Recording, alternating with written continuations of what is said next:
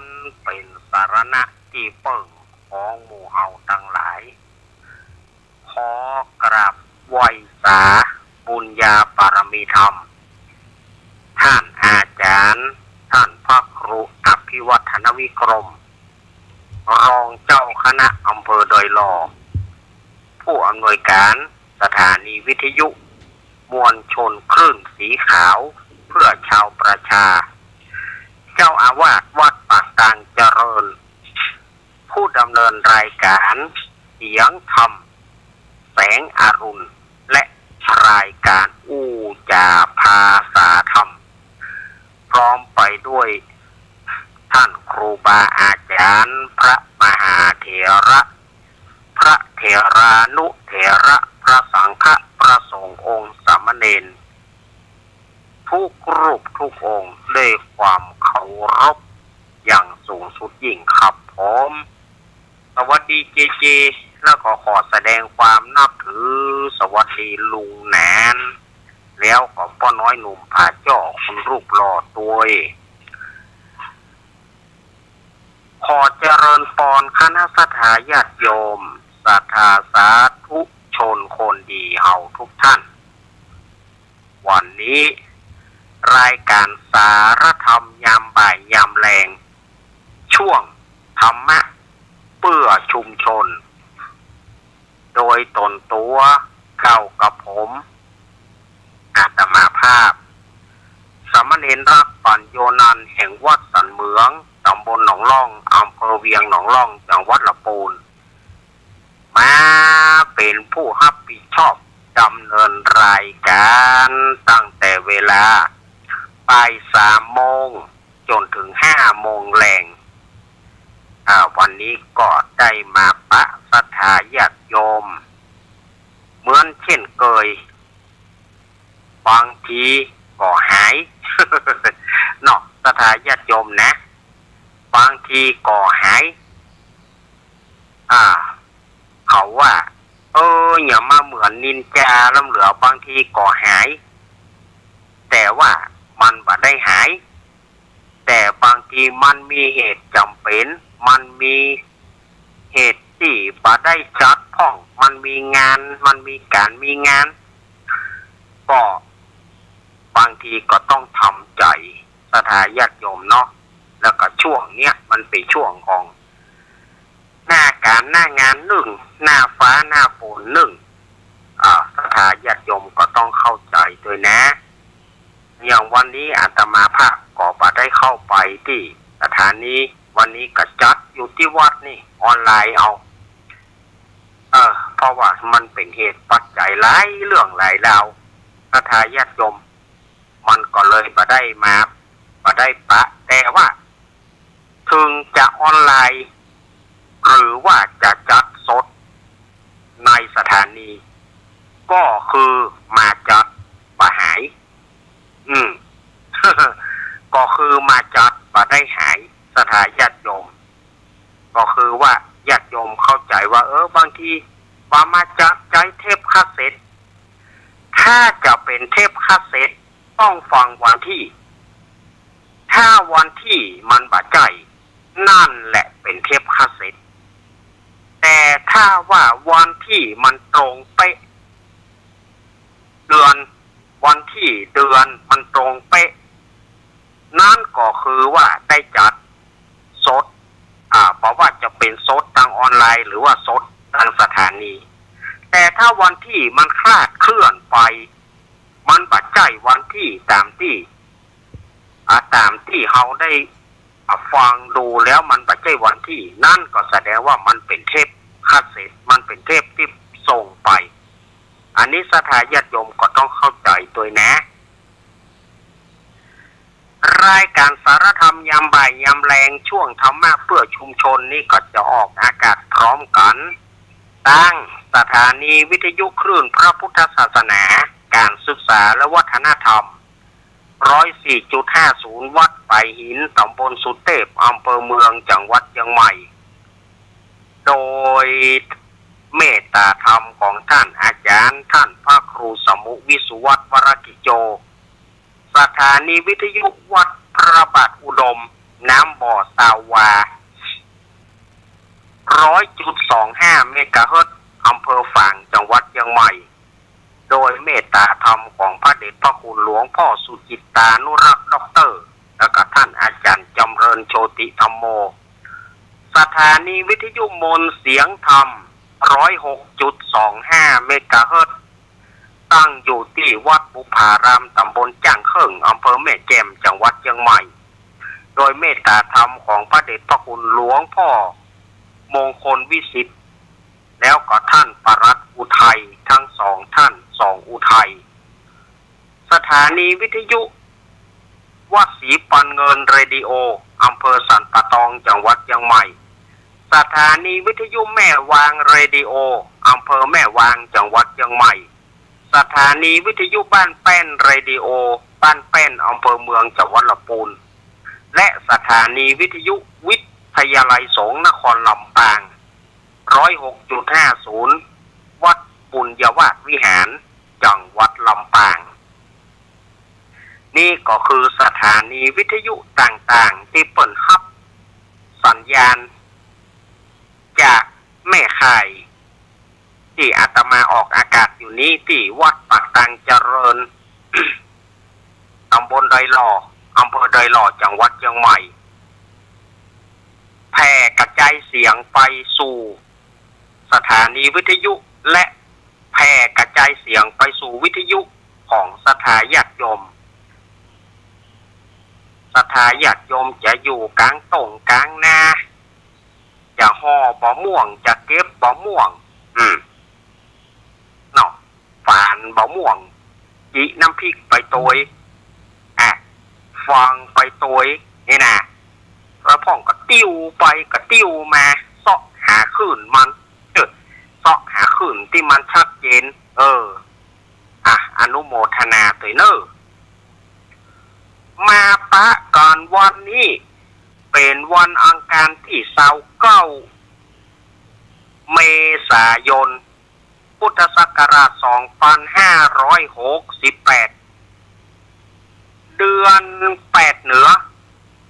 เดือน6ใต้ออกมานี่3ค่ำปร่ำว่าเป็นวันอังคาร3ค่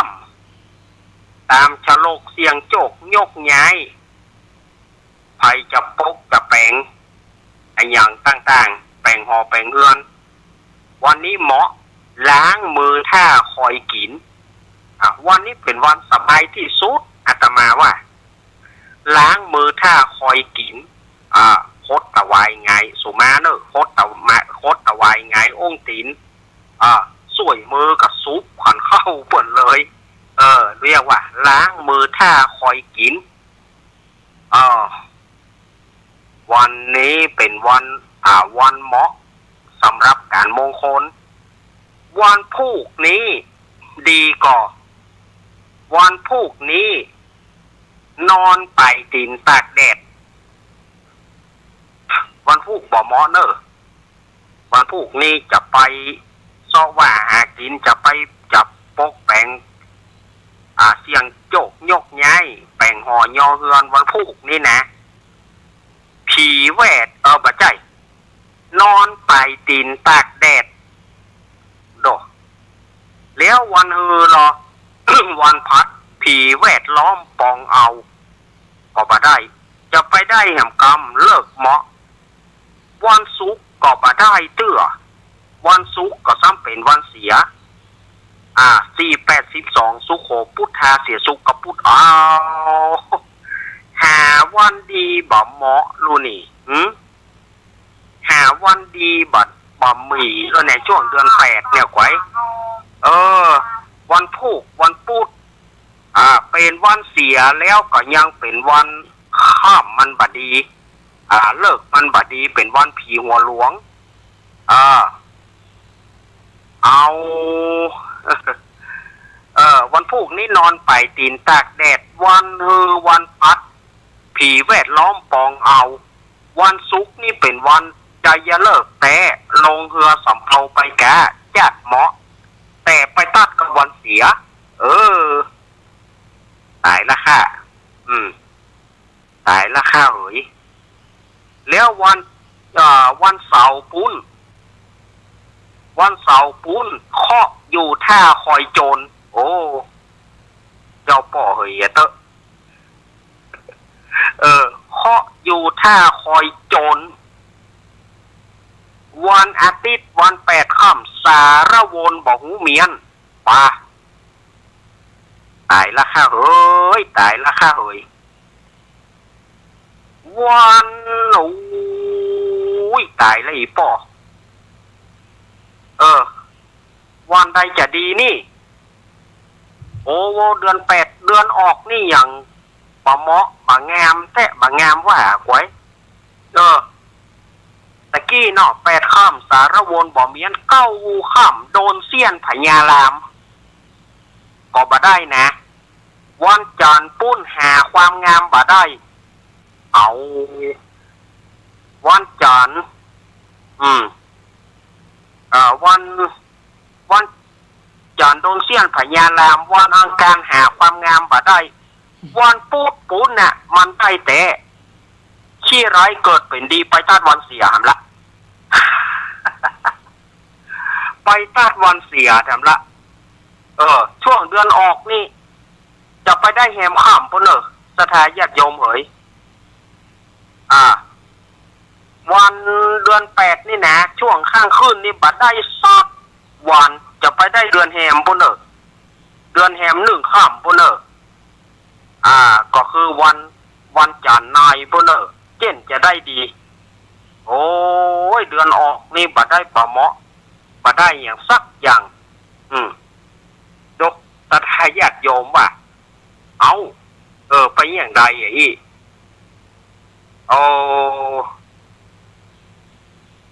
อันนี้ตามวันผีหัวหลวงวันใจเลิกกับผีหัวหลวงอาตมาก็ได้นำเอามามาจากสถาญาติโยมนะในรายการสารธรรมยามบ่ายยามแรงนี้วันนี้อาตมาภาพจะได้น้อมนำพระธรรมเทศนาปืนบ้านปืนเมืองวันนี้จะเอาธรรม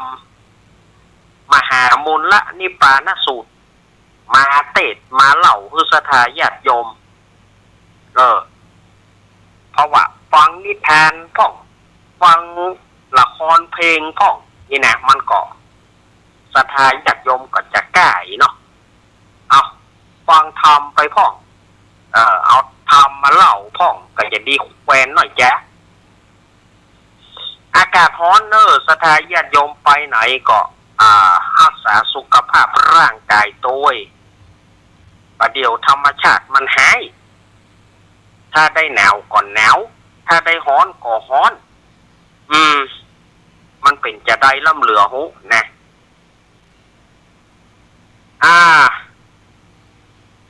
ก็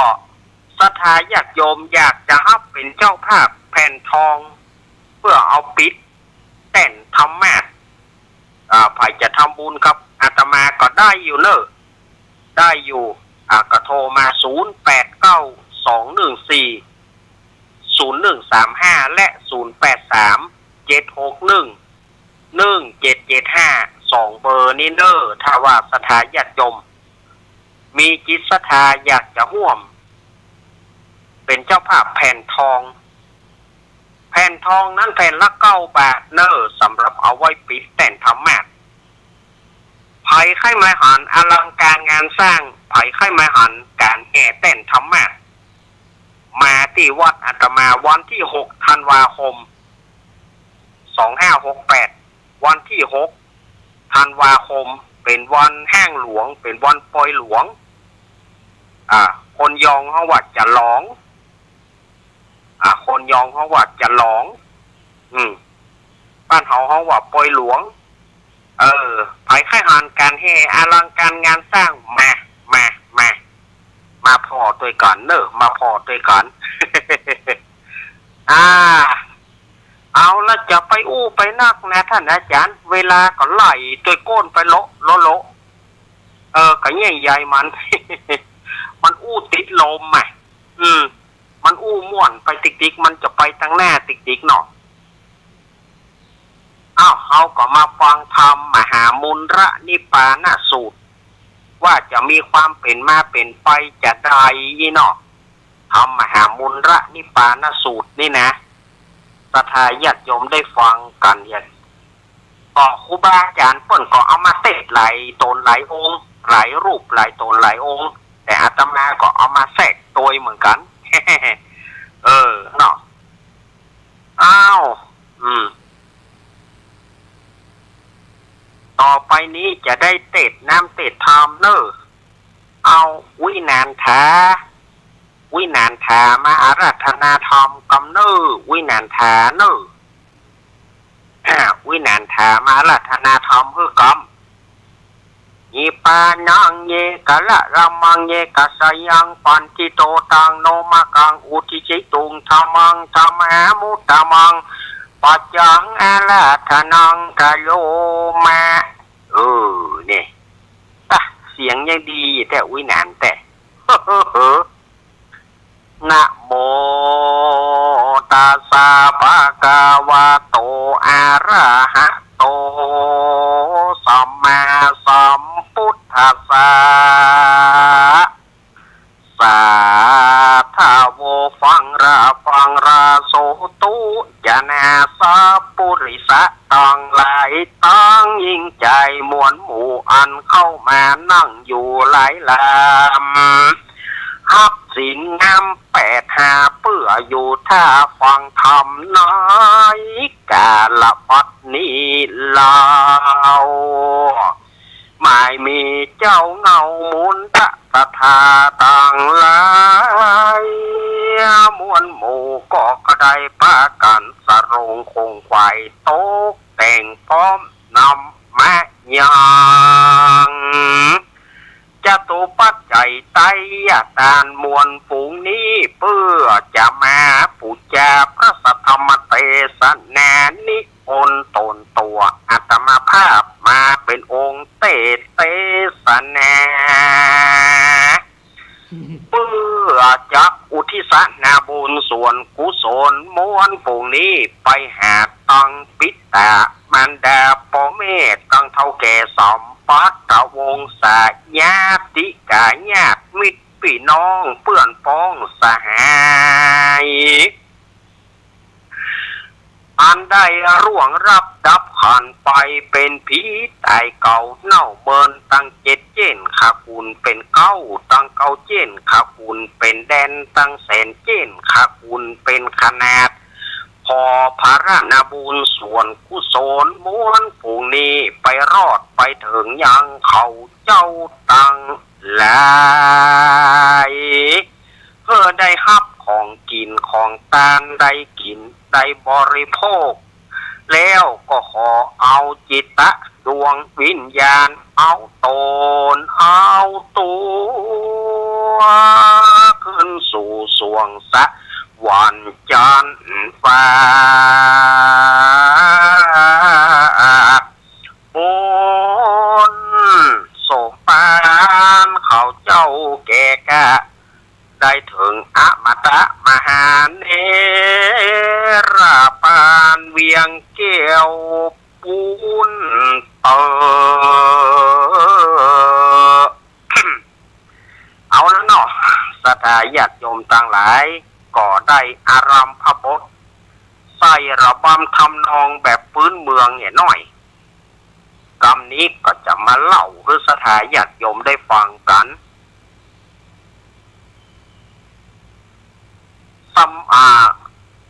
อันนี้พระพุทธเจ้าสมัยที่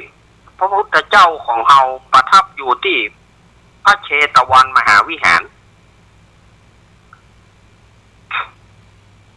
อาตมาก็ขอทำความเข้าใจครับศรัทธาญาติโยมคำว่าวัดพระเชตวันมหาวิหารอยู่ที่ไหนวัดเชตวันมหาวิหารเนี่ยมันมีที่มาที่ไปว่าเป็นที่ของนายอนาถปิณฑิกเศรษฐีจะซื้อเอาจะซื้อกับเจ้าชัยเชษฐ์ แต่เจ้าชัยเชษฐ์บอกต้องเอาเงินมานักนายอนาถปิณฑิกะก็เอาเงินมาต้องเอาอิฐเงินอิฐทองมาปูเอามาปูเพื่อเป็นการควงวัดนี้ นายอนาถปิณฑิกะเศรษฐีก็เอามาปูจนเต็มในที่สุดเจ้าชายเชษฐ์ก็ยอมขายแต่ว่าขอใส่จื่อเนอะขอไปจื่อข้าพ่องขอเป็นจื่อข้าพ่องเหรอก็เลยใส่จื่อว่าพระเชตวัน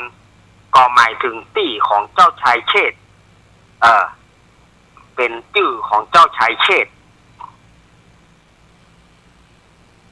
พระพุทธเจ้าเปิ้นประทับอยู่ที่พระเชตวันมหาวิหารกรุงสาวัตถีพระพุทธเจ้าเปิ้นก็ได้ปรารภถึงเศรษฐีสองผัวเมียเศรษฐีนี่นะสองผัวเมียเปิ้นก็ได้เล่ามาพระพุทธเจ้าเปิ้นก็ได้เตศโพธภิกษุทั้งหลายแล้วก็บรรดาพุทธบริษัทจำกัดมหาชนทั้งหลายว่าอย่างอี้ ภิกขเวดูราภิกขุทั้งหลาย ยังมีสมัยพระพุทธเจ้าชื่อพระวิปัสสีสัมมาสัมพุทธเจ้าพระวิปัสสีสัมมาสัมพุทธเจ้าเนี่ยเพิ่นบ่ได้อยู่ในภัททรกัปนะเพราะว่าภัททรกัปนี่จะมี5 องค์แต่ว่าปรินิพพานไปแล้ว4 องค์ภัททรกัปที่บัดเดียวนี่นะภัททรกัปนี่ก็จะมีพระพุทธเจ้ากากุสันทะพระพุทธเจ้าโกนาคามนะพระพุทธเจ้ากัสสปะพระพุทธเจ้าโคตมะก็คือพระพุทธเจ้าที่เอาถือศาสนาของเปิ้นบัดเดียวนี้แล้วก็จะมีพระพุทธเจ้าอริยเมตไตรแห่งองค์หนึ่งอันนี้ภัททรกัปแต่ว่าพระวิปัสสีสัมมาสัมพุทธเจ้านี่เปิ้นบ่ได้อยู่ในภัททรกัปแต่อยู่ในกัปก่อนที่จะเป็นภัททรกัปนี้พระพุทธเจ้าวิปัสสีสัมมาสัมพุทธเจ้าเปิ้นก็ได้เปิ้นก็ได้ปรารภเรื่องของเศรษฐีสองผัวเมียเศรษฐีสองผัวเมียเนี่ยมีเข้าของเงินทองนักหนาจารีมีเข้าของถึงเท่าใดสถาญาติโยม80 โกฏ1 โกฏ10 ล้าน80 โกฏเท่าใด800 ล้านแต่เฮาได้เหี่ยโกฏ1เฮาพอละเฮาบักขี้โลภเอาไว้ยาเนื้อยาตัวเหี่ยพ่องเอาไว้ตั้งวัดแปลงวาเหี่ยพ่องเนาะเอาได้โกฏ1นี่นะเศรษฐีสองผัวเมียเนี่ยแต่งงานกันตั้งแต่ปฐมวัยคำว่าปฐมวัยนี่ก็คือแต่งงานกันประมาณอายุ15-16ก็แต่งงานกันละเพราะว่าสองผัวเมียเนี่ยประกอบกันก็เป็นตระกูลเศรษฐีผัวก็เป็นตระกูลเศรษฐีเมียก็เป็นตระกูลเศรษฐีเมื่อพ่อแม่ตายไปก็พอคือมาเป็นทองแผ่นเดียวกันเอาที่ดินเนี่ยเพราะว่าอยู่กิมกันก็เลยบ่ล้อมหัวล้อมหาวอย่าแปลงเอาเฮือนมาแฝดกันเอาเฮือนมาแฝดกันเป็นเฮือนแฝดกันไปเลยลูกเอาก็เพิ่มเข้าไปแถมนะเพิ่มเข้าตะกี้นี่800 ล้านเนาะเอาปลามาเพิ่มมาแถม80 โกฏก็จะได้160 ล้านหนักแตะหนักกว่าจอกปอกไหนก็ป้อจ่อว่อไหนก็ควักคนที่มีก็มีแตะมีว่าคนที่บ่มีก็บ่มีแตะบ่มีว่าโจมพ่องทีนี้ก็เศรษฐีเนี่ยแต่งงานกันตั้งแต่ปฐมวัยอาตมาว่าก็ฮื้อตาลนะฮื้อตาลป่นกินป่นตาลไหนกับตาลนั่นนะฮื้อตาล แต่ แต่ว่าบ่ได้รักษาศีลบ่ได้เมตตาภาวนาได้กตานกตานแบบเทศะเทเสียอีเด้อ ก็กูมีเงินน่ะก็คือเข้าใจว่ากูมีเงินน่ะกูอย่าตานน่ะทุกเจ้ามีโจ่งโบทุกเจ้าแป่งโจ่งโบนั่นเศรษฐีเนี่ยมีลูกสาว2 คนคนปี่เก้าชื่อว่านางเอ้ยคนที่2ชื่อว่านางอี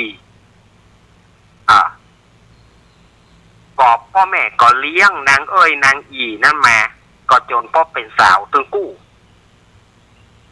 ก็เศรษฐีก็คือตาลอย่างที่ว่านะตาลไปจนอยู่มาจนถึงอายุได้100,000 ปีไปอยู่ยายล่ำเหลือคนสมัยนั้นถึงนะสถาญาติโยมสมัยนั้นถึงนะอายุได้100,000 ปีวะเฮ้าไม่ใช่ได้ฮะเฮา50 ปีเฮาปก้าอีกแดอันนี้อยู่ได้อายุได้เป็น100,000 ปี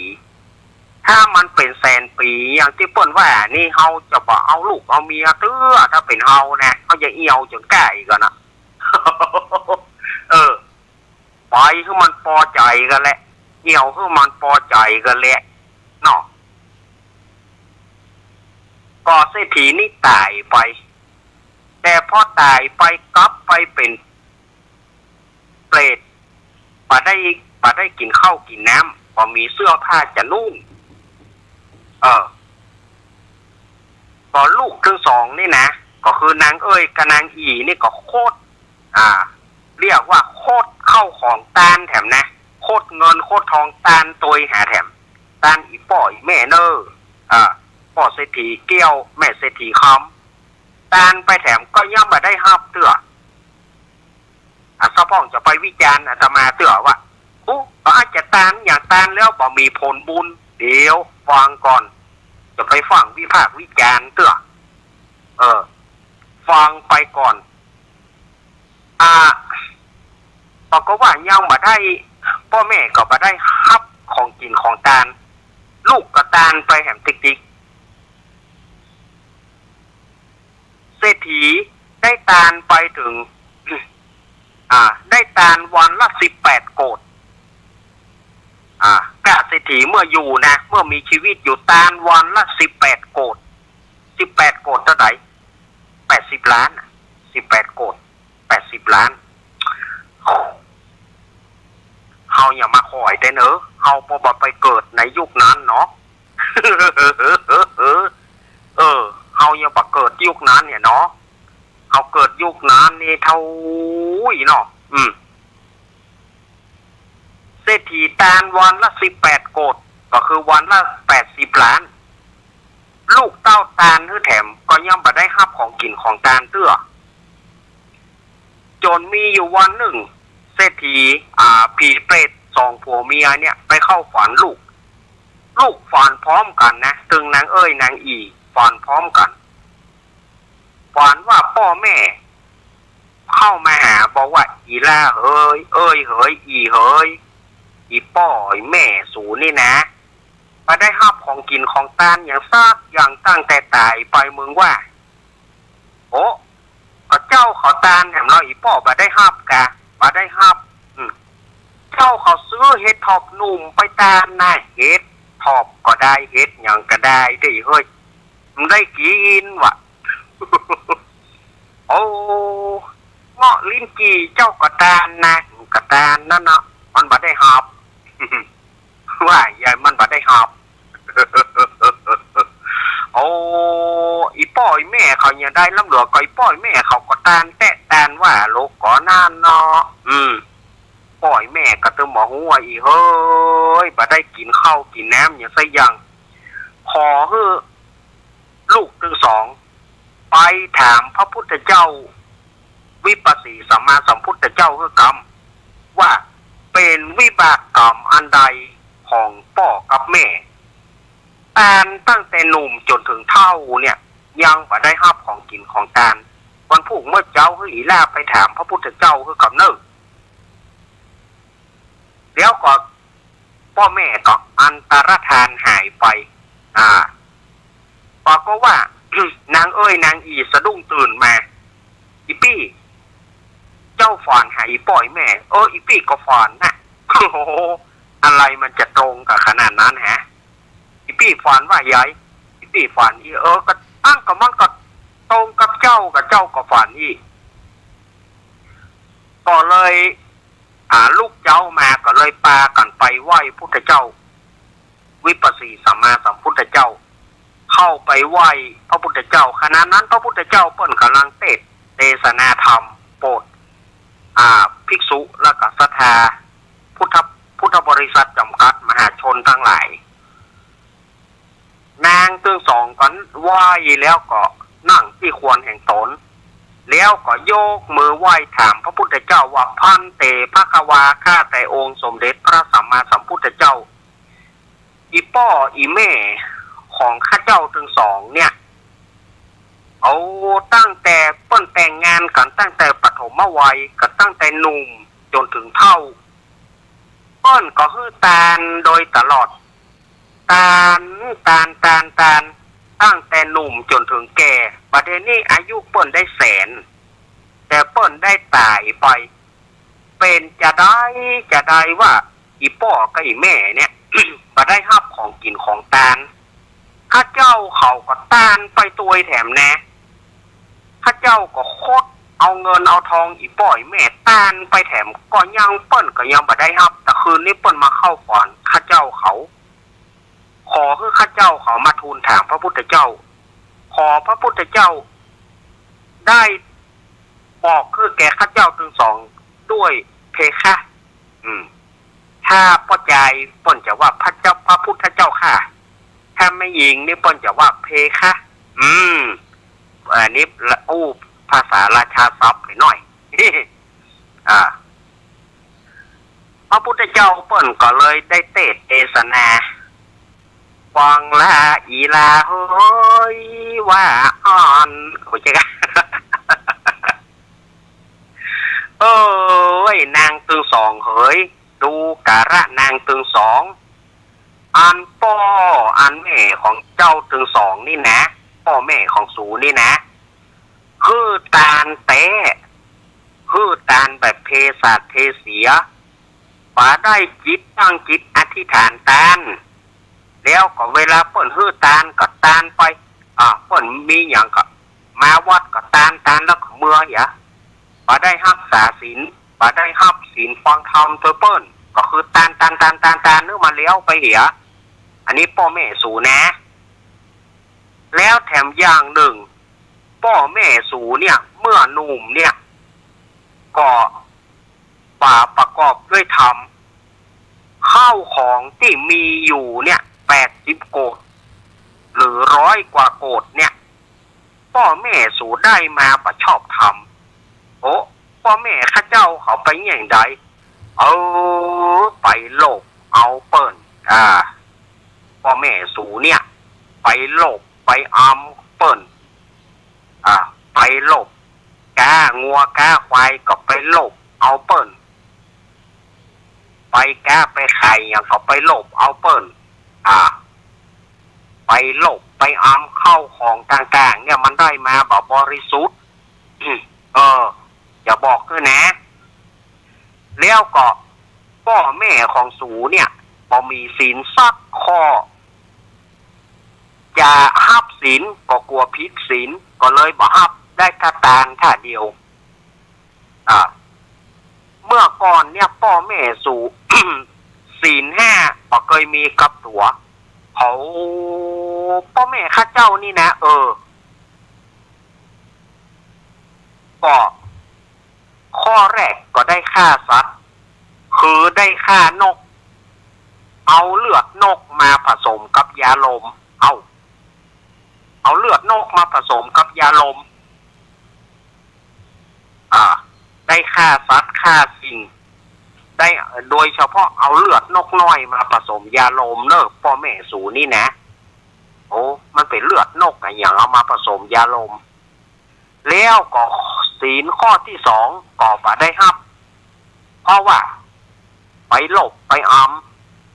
ก้าขายไล่หล่องกระเปิ่นก้างัวก้าควายก้าหมูก้าอย่างต่างๆก็ไปลบเอากระเปิ่นเอาของเปิ่นมาเป็นของตัวโดยเฉพาะอย่างยิ่งแม่สู ก็ไปลบเอาไฟเอางิ้วเอาอย่างที่มันเยยมาปัจจัยของตัวก็เอามากินมาอย่างเช่นลูกครัวปลูกลูกไม้ต่างๆก็เอามันเยยมาก็เอามากินเหี้ยเปิ้นเจ้าเปิ้นบ่ได้กินนะแล้วก็ไปหลบไปอย่างต่างๆผัวก็ไปหลบของเปิ้นเมียก็ไปหลบของเปิ้น ฉะนั้นก็เลยบ่ได้รับศีลข้อที่3นั้นพ่อกับแม่สูเนี่ยพ่อก็ไปเล่นจู้กับเมียเปิ้นแม่ก็ไปเล่นจู้กับผัวเปิ้น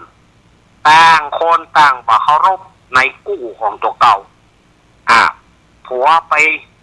เล่นจู้เมียคนอื่นเมียไปเล่นจู้กับผัวคนอื่นข้อที่4นี่ก็ได้จู้เปิ้นตกเบี้ยเสียของพ่อแม่สูเนี่ยไปจู้ไปจู้ไปไล่เอาของเปิ้นต่างๆและก็ข้อที่5ก็บ่ได้ถือศีลต่อไปผัวเกี้ยวก็เมียก๊อกเรียกว่ากินเหล้ากันผัวเกี้ยวเมียก๊อก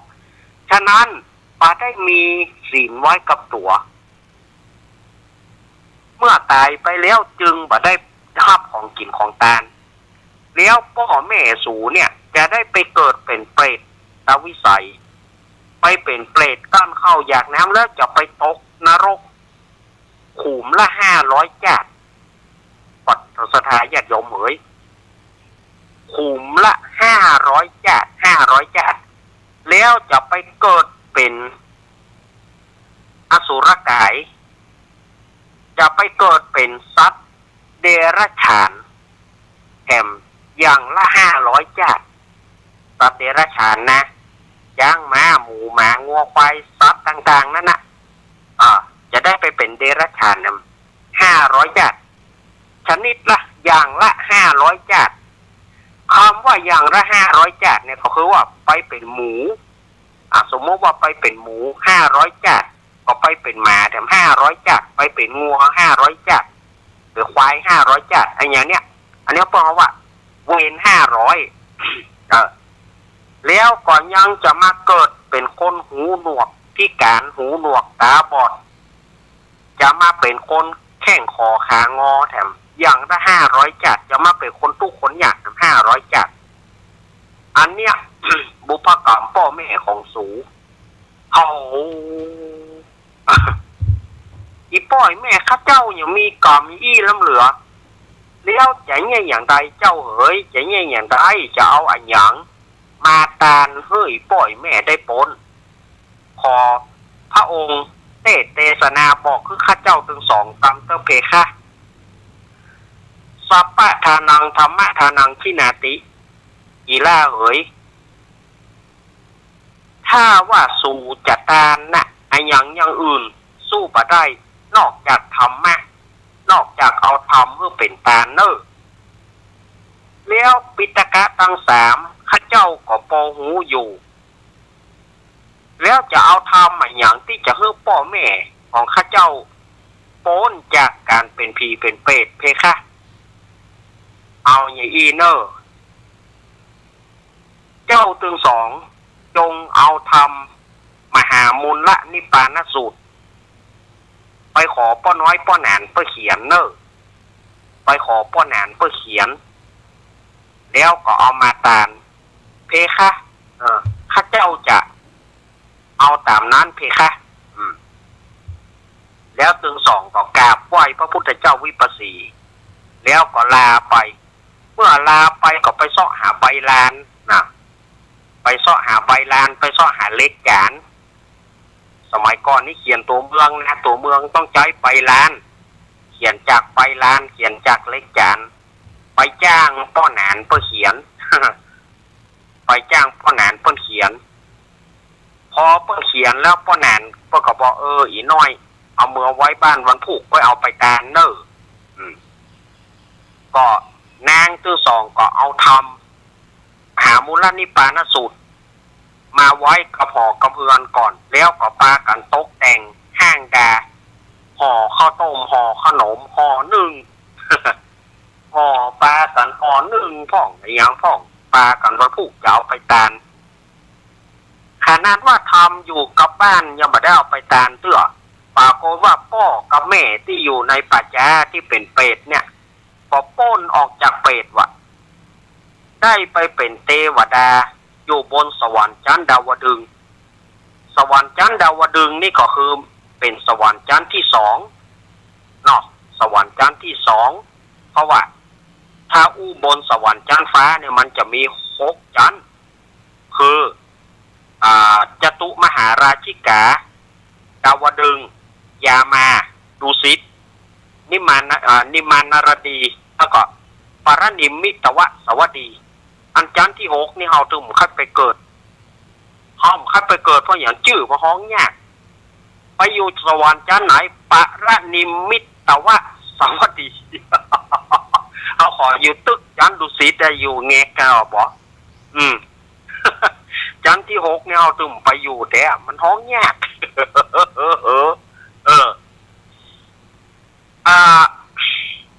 เทวบุตรเทวดา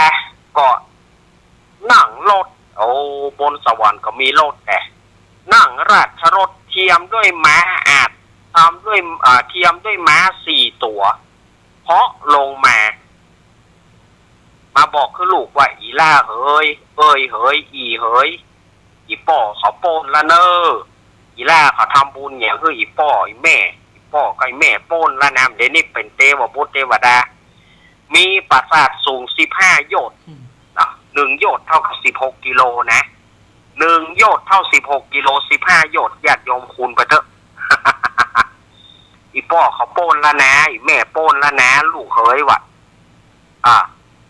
ก็ฟอนพร้อมกันนะมะนางทั้งสองนี่สะดุ้งตื่นกะโอ้อีพ่ออีแม่โป้นไรปี้อีปี้ก็ฟอนอย่างเดียวกันมาพูกมาเจ้าก็ไปตานธรรมเรียกว่าเอาธรรมมหามูลนิพพานสูตรไปตานกับพุทธเจ้าพระพุทธเจ้าเพิ่นกับปานปอนนางทั้งสองก็ดีอกดีใจ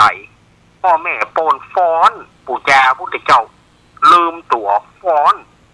พวกหูขิงข้าเจ้าเขาข้าเจ้าของสุมาเตสถาทั้งหลายเฮ้ยมันปิติขึ้นก็เลยฟ้อนขึ้นก็เลยปูจาพระพุทธเจ้าด้วยข้าวตอกดอกไม้แล้วก็ขอเอาธรรมขอปูจาธรรมมหามูลนิพพานสูตรไปไว้บ้านเมื่อถึงเดือนปีใหม่ก็ไปขอนิมนต์ตุเจ้ามาเทศนาธรรมพ่อแม่ก็ได้โปนนางทั้งสองก็จำเริญมาถึงอายุได้100,000คนตะกอนนี่อยู่ถึงแต่นะอายุได้100,000 ปีก็ได้ถึงแก่กรรมเมื่อถึงแก่กรรมหรือว่าตายไปก็ได้ไปเกิดบนสวรรค์ชั้นดาวดึงส์มีปราสาทสูง15 โยชน์เท่ากับพ่อแม่เหมือนกันแล้วก็นางทั้งสองก็เวียนว่ายตายเกิดมาจนถึงชาตินี้คือสมัยของพุทธเจ้าโคตมะโคดมเนี่ยนางผู้เป็นน้องได้ไปฟังธรรมกับพระพุทธเจ้าแล้วสำเร็จเป็นพระอรหันต์ได้ไปได้ฟังธรรมจากพระพุทธเจ้าของเฮาแล้วก็สำเร็จเป็นพระอรหันต์ขอบวชเป็นภิกษุณีแล้วก็ลวดนิพพานไปแล้วก็นางผู้เป็นปี่นั่นก็ได้มาเกิดเป็นพระนางอุบลวรรณาเถรีภิกษุณีในกาลบัดนี้ตุมเหพระวันตาสู่ตั้งหลายได้ฟังธรรมแล้วสิ่งอันไหนที่มันดีก็เก็บไปประพฤติปฏิบัติเอาไว้สอนลูกสอนหลานส่วนที่มันบ่ดีมันเป็นเรื่องตลกโปกฮามันเป็นเรื่องที่บ่ม่วนก็ขว้างไปเหียถ้าบอกขว้างก็เอาคืนเรื่องตะมา เอาคืนเรื่องเอามา เอาคืนมาเมื่อเหือออกนี่ว่าตัวก็เหือออกตัวเมื่อจบพระธรรมเทศนานั้นพุทธบริษัททั้งหลายก็ได้ถึงธรรมะวิเศษได้ถึงประเทศว่าโสดาสกิทาคาอนาคาอรหันต์ตามบุญสมภารแห่งตนอันได้กระทำมาในจัดนี้ในจัดก่อนก็มีขันไรนาเฮาว่าตู้เจ้าสิกเป็นหนานเนนสิกเป็นน้อยแล้วเฮามาเงิดว่าภิกษุณีกับเนนลีเนี่ยถ้าภิกษุณีกับเนนลีสิกไปเนี่ยเขาจะฮ้องว่าอย่างไรเขาถามผ่านเพื่อคำตอบพอสักคนนะภิกษุณีกับเนนลีก็มันสิกไปแต่บัดเดียวนี่มันบักให้มีเนาะแต่มีไผให้ไปหันวัดนิโรธารามจอมตองมีภิกษุณีแล้วก็สามเณรลีเนาะเนนไม่ยิงตู้เจ้าไม่ยิงแต่เปิ้นไปบวชศรีลังกาพุ่นนะอุปชัยเปิ้นจะมีประเทศศรีลังกาพุ่นแต่เปิ้นมาอยู่เนี่ยนิโรธารามจอมตองนี่ไปค่อยไปหันภิกษุณีตู้เจ้าไม่ยิงกับสามเณรลีเนนไม่ยิงก็เขาซิกไปให้ว่าใหญ่ไงอีน้อย อีนาง ให้ว่าใหญ่ฮะเนาะ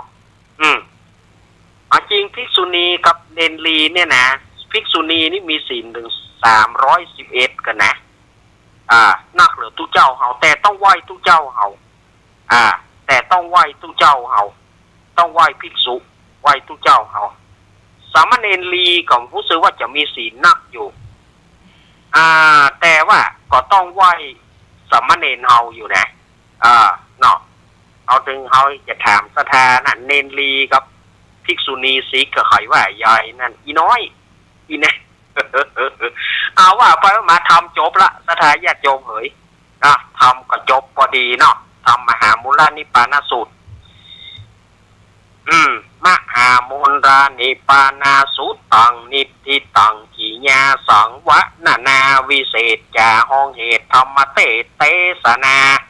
มหามุลนิปานาสูตรอานามาในธรรมจาดกก็บังกรมสมเรสาเดสาธุสาธุสาธุเจ้าภาพมาประเคนเจ้าภาพมาตึงมดตึงมวลนั่นเนอะมาประเคนญาติโยมที่มาจากกรุงเทพก็มาประเคนได้นะโยมที่มันกีดไปหน่อยนะที่มันกีดไปหน่อย สถานที่มันกีดเนาะเข้าใจเนาะสถานที่มันกีด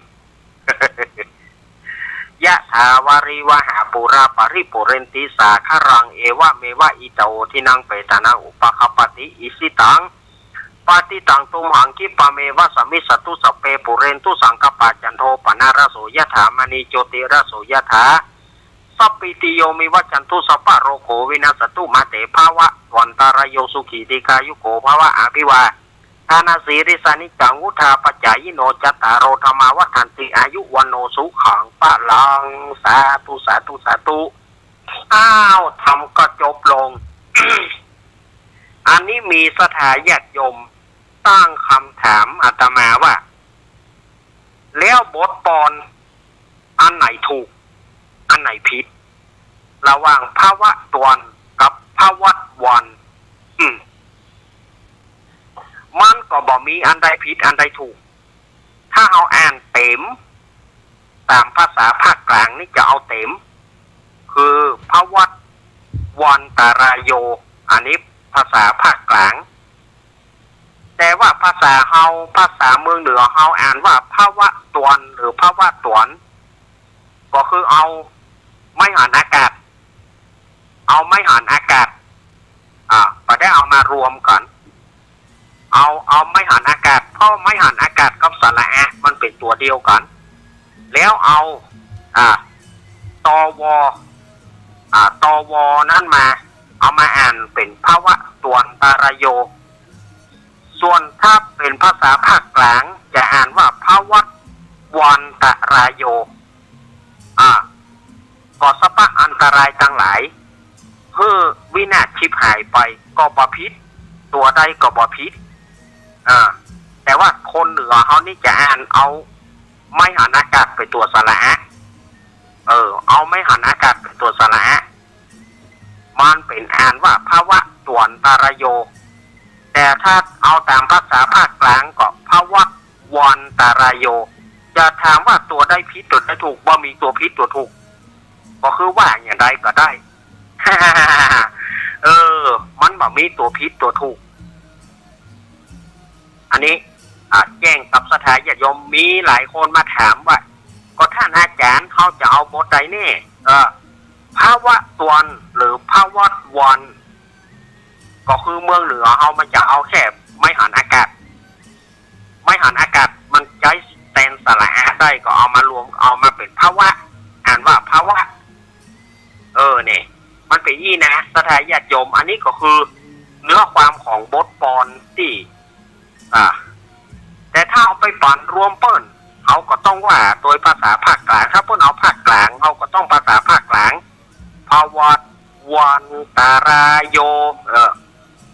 แต่ถ้าเขาอ่านตามภาษาพื้นเมืองภาวะตวนตารโยสุขีติกายุโกก็ยังได้ก็ได้แต่มัน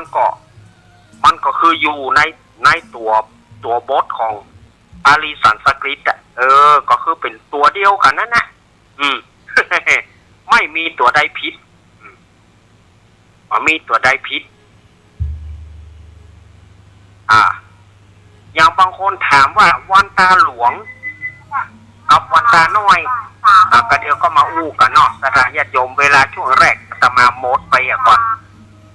เวลาช่วงแรกอาตมาหมดวันนี้อาจจะได้แทนท่านอาจารย์มหาสมชาติชาตาปัญโยช่วงเมื่อคืน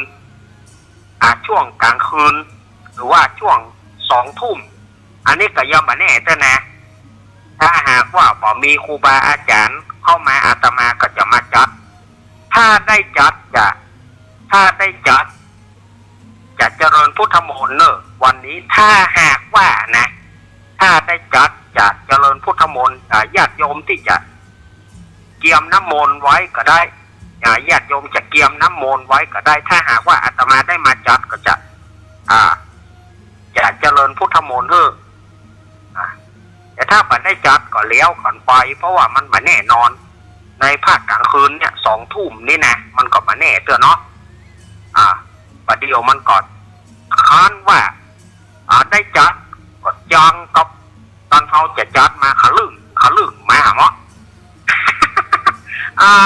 มันหลายอย่างเนาะคำเดียวเนอะคำเดียวเนอะก็เดี๋ยวก็ปะกันในช่วงที่2ของรายการคำเดียวมารอแป๊บหนึ่งเจริญพรรอแป๊บกะ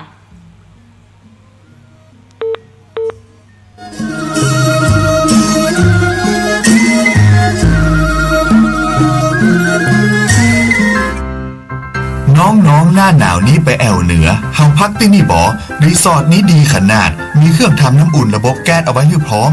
แต่ก็ต้องระวังเนอะเครื่องทำน้ำอุ่นระบบแก๊สมีคนตายมาหลายรายแล้วจะอั้นเลยกะอ้ายก็นึกภาพเอากะเปิดเครื่องทำน้ำอุ่นระบบแก๊สในห้องน้ำถ้าบ่มีพัดลมดูดอากาศการหมุนเวียนของออกซิเจนมันจะดีได้จะใดในเมื่อการเผาไหม้บ่สมบูรณ์ก็เกิดการสะสมแก๊สคาร์บอนมอนอกไซด์สูดดมเข้าไปมันจะไปจับกับเม็ดเลือดแดงและทำให้เม็ดเลือดแดงจับกับออกซิเจนได้น้อยลงเมื่อออกซิเจนเข้าไปถึงปอดก็จะย่าให้คลื่นไส้เมาหัวหายใจยากจนถึงขั้นเป็นลมแล้วก็ตายได้โดยเฉพาะคนที่มีโรคประจำตัวเช่นโรคหัวใจโรคเลือดจางหอบหืดถุงลมโป่งพองโรคความดันโลหิตสูงซึ่งจะมีโอกาสสูงกว่าคนอื่นน่ากลัวขนาดเนาะมันก็บ่ถึงขนาดนั้นถ้าหารู้วิธีคือถ้าอาบน้ำด้วยเครื่องทำน้ำอุ่นระบบแก๊สบอดี้อาบเกิน10 นาทีจะต้องเปิดพัดลมระบายอากาศหรือให้อากาศถ่ายเทได้ดีอันนี้ก็จะช่วยได้นักถ้าหมู่เฮาแค่หูข้อมูลเพิ่มเติมโทรสอบถามได้ที่กลุ่มสื่อสารความเสี่ยงและพัฒนาพฤติกรรมสุขภาพสำนักงานป้องกันควบคุมโรคที่1เชียงใหม่053-140-774-6หรือสายด่วน1422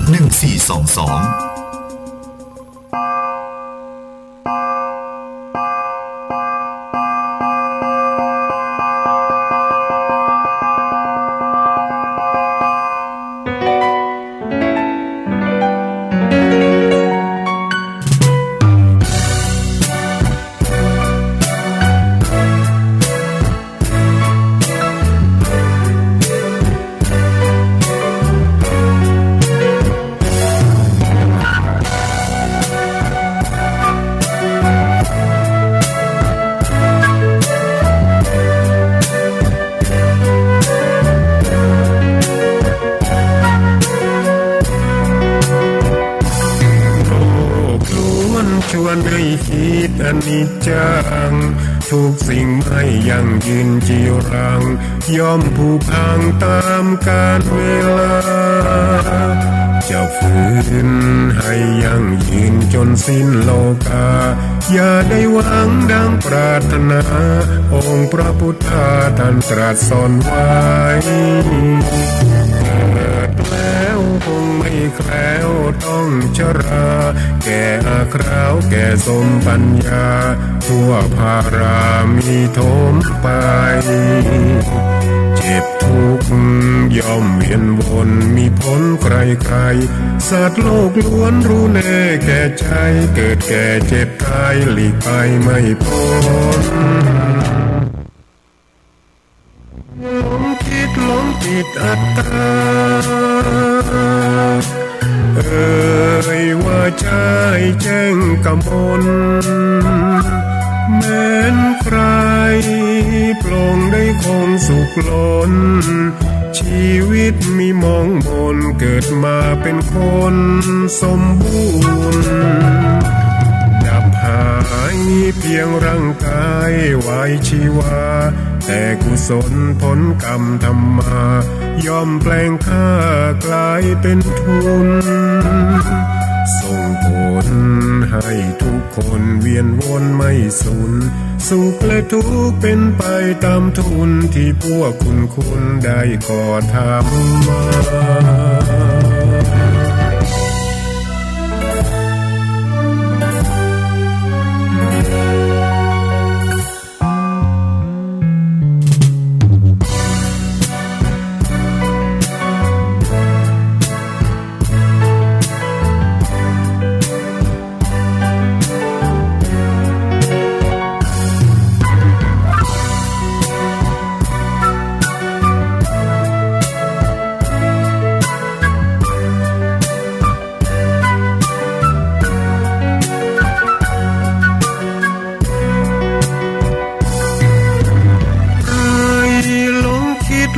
ติดอัตตาว่าใจแจ้งกำมลแม้นใครปลงได้คงสุขล้นชีวิตมีมองมนเกิดมาเป็นคนสมบูรณ์ดับหายเพียงร่างกายไว้ชีวาแต่กุศลผลกรรมธรรมาย่อมแปลงค่ากลายเป็นทุนส่งผลให้ทุกคนเวียนวนไม่สูญสุขและทุกข์เป็นไปตามทุนที่พวกคุณได้ก่อทำมา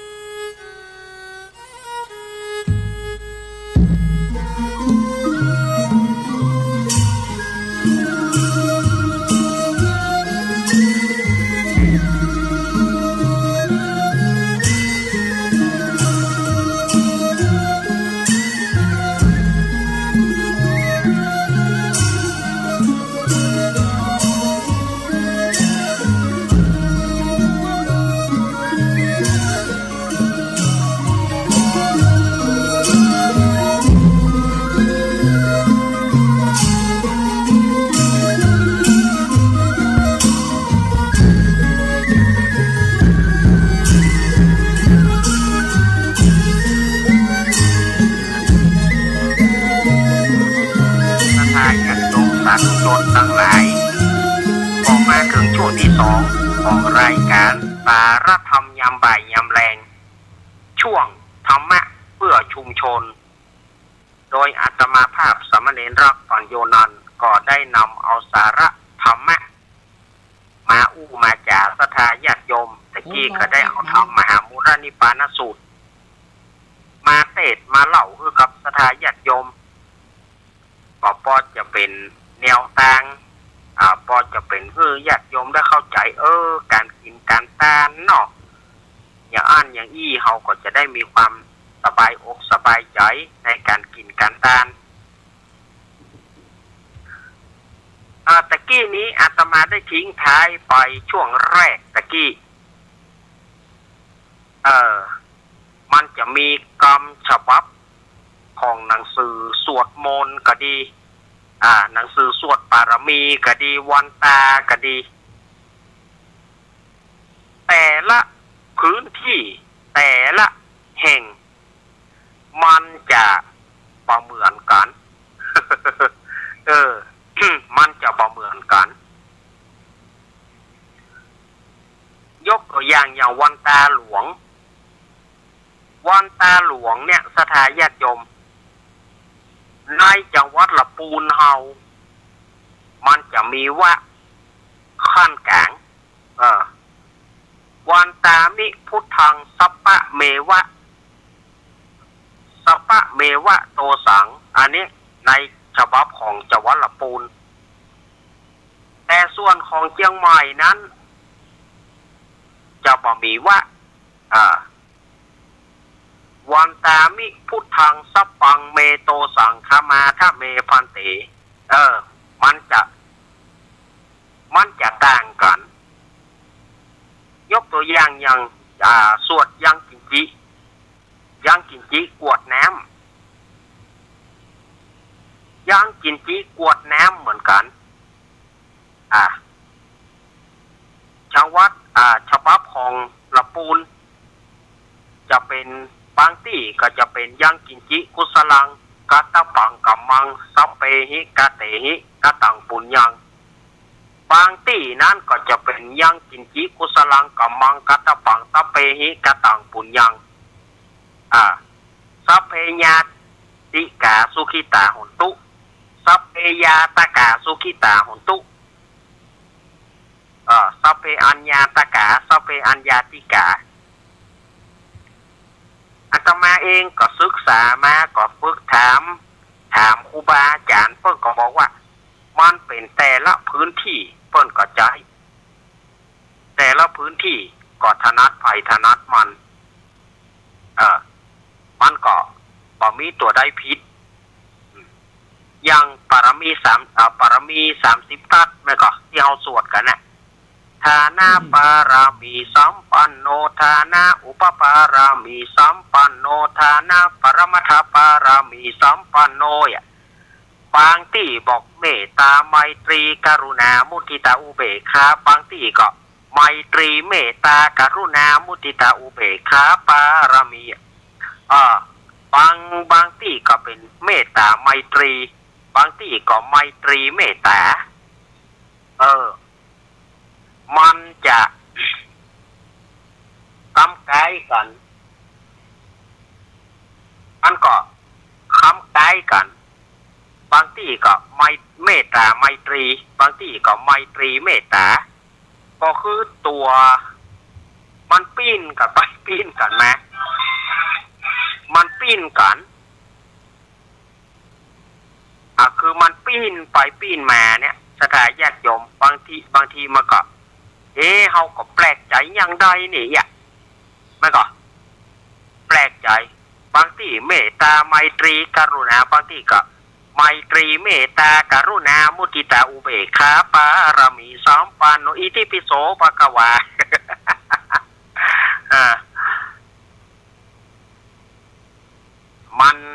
มันแตกต่างกันไป ปารมี9ชั้นน่ะมันก็แตกต่างกันไปมันแตกต่างกันปารมี9ชั้นปารมี30ทัศแต่ละพื้นที่มันจะบ่เหมือนกัน อย่างตำราของปู่จานบางตำราก็ก่อนที่จะนี่ก็สุมาโคตานหน้ามามีอาคีทุปะบุปาราจตาเนบางที่ก็บ่มีอาคีบางที่ก็เป็นหน้ามามีทุปะบุปาราจตาเนบางที่ก็ใจคำว่าขึ้นต้นมาอีตังโนก็มี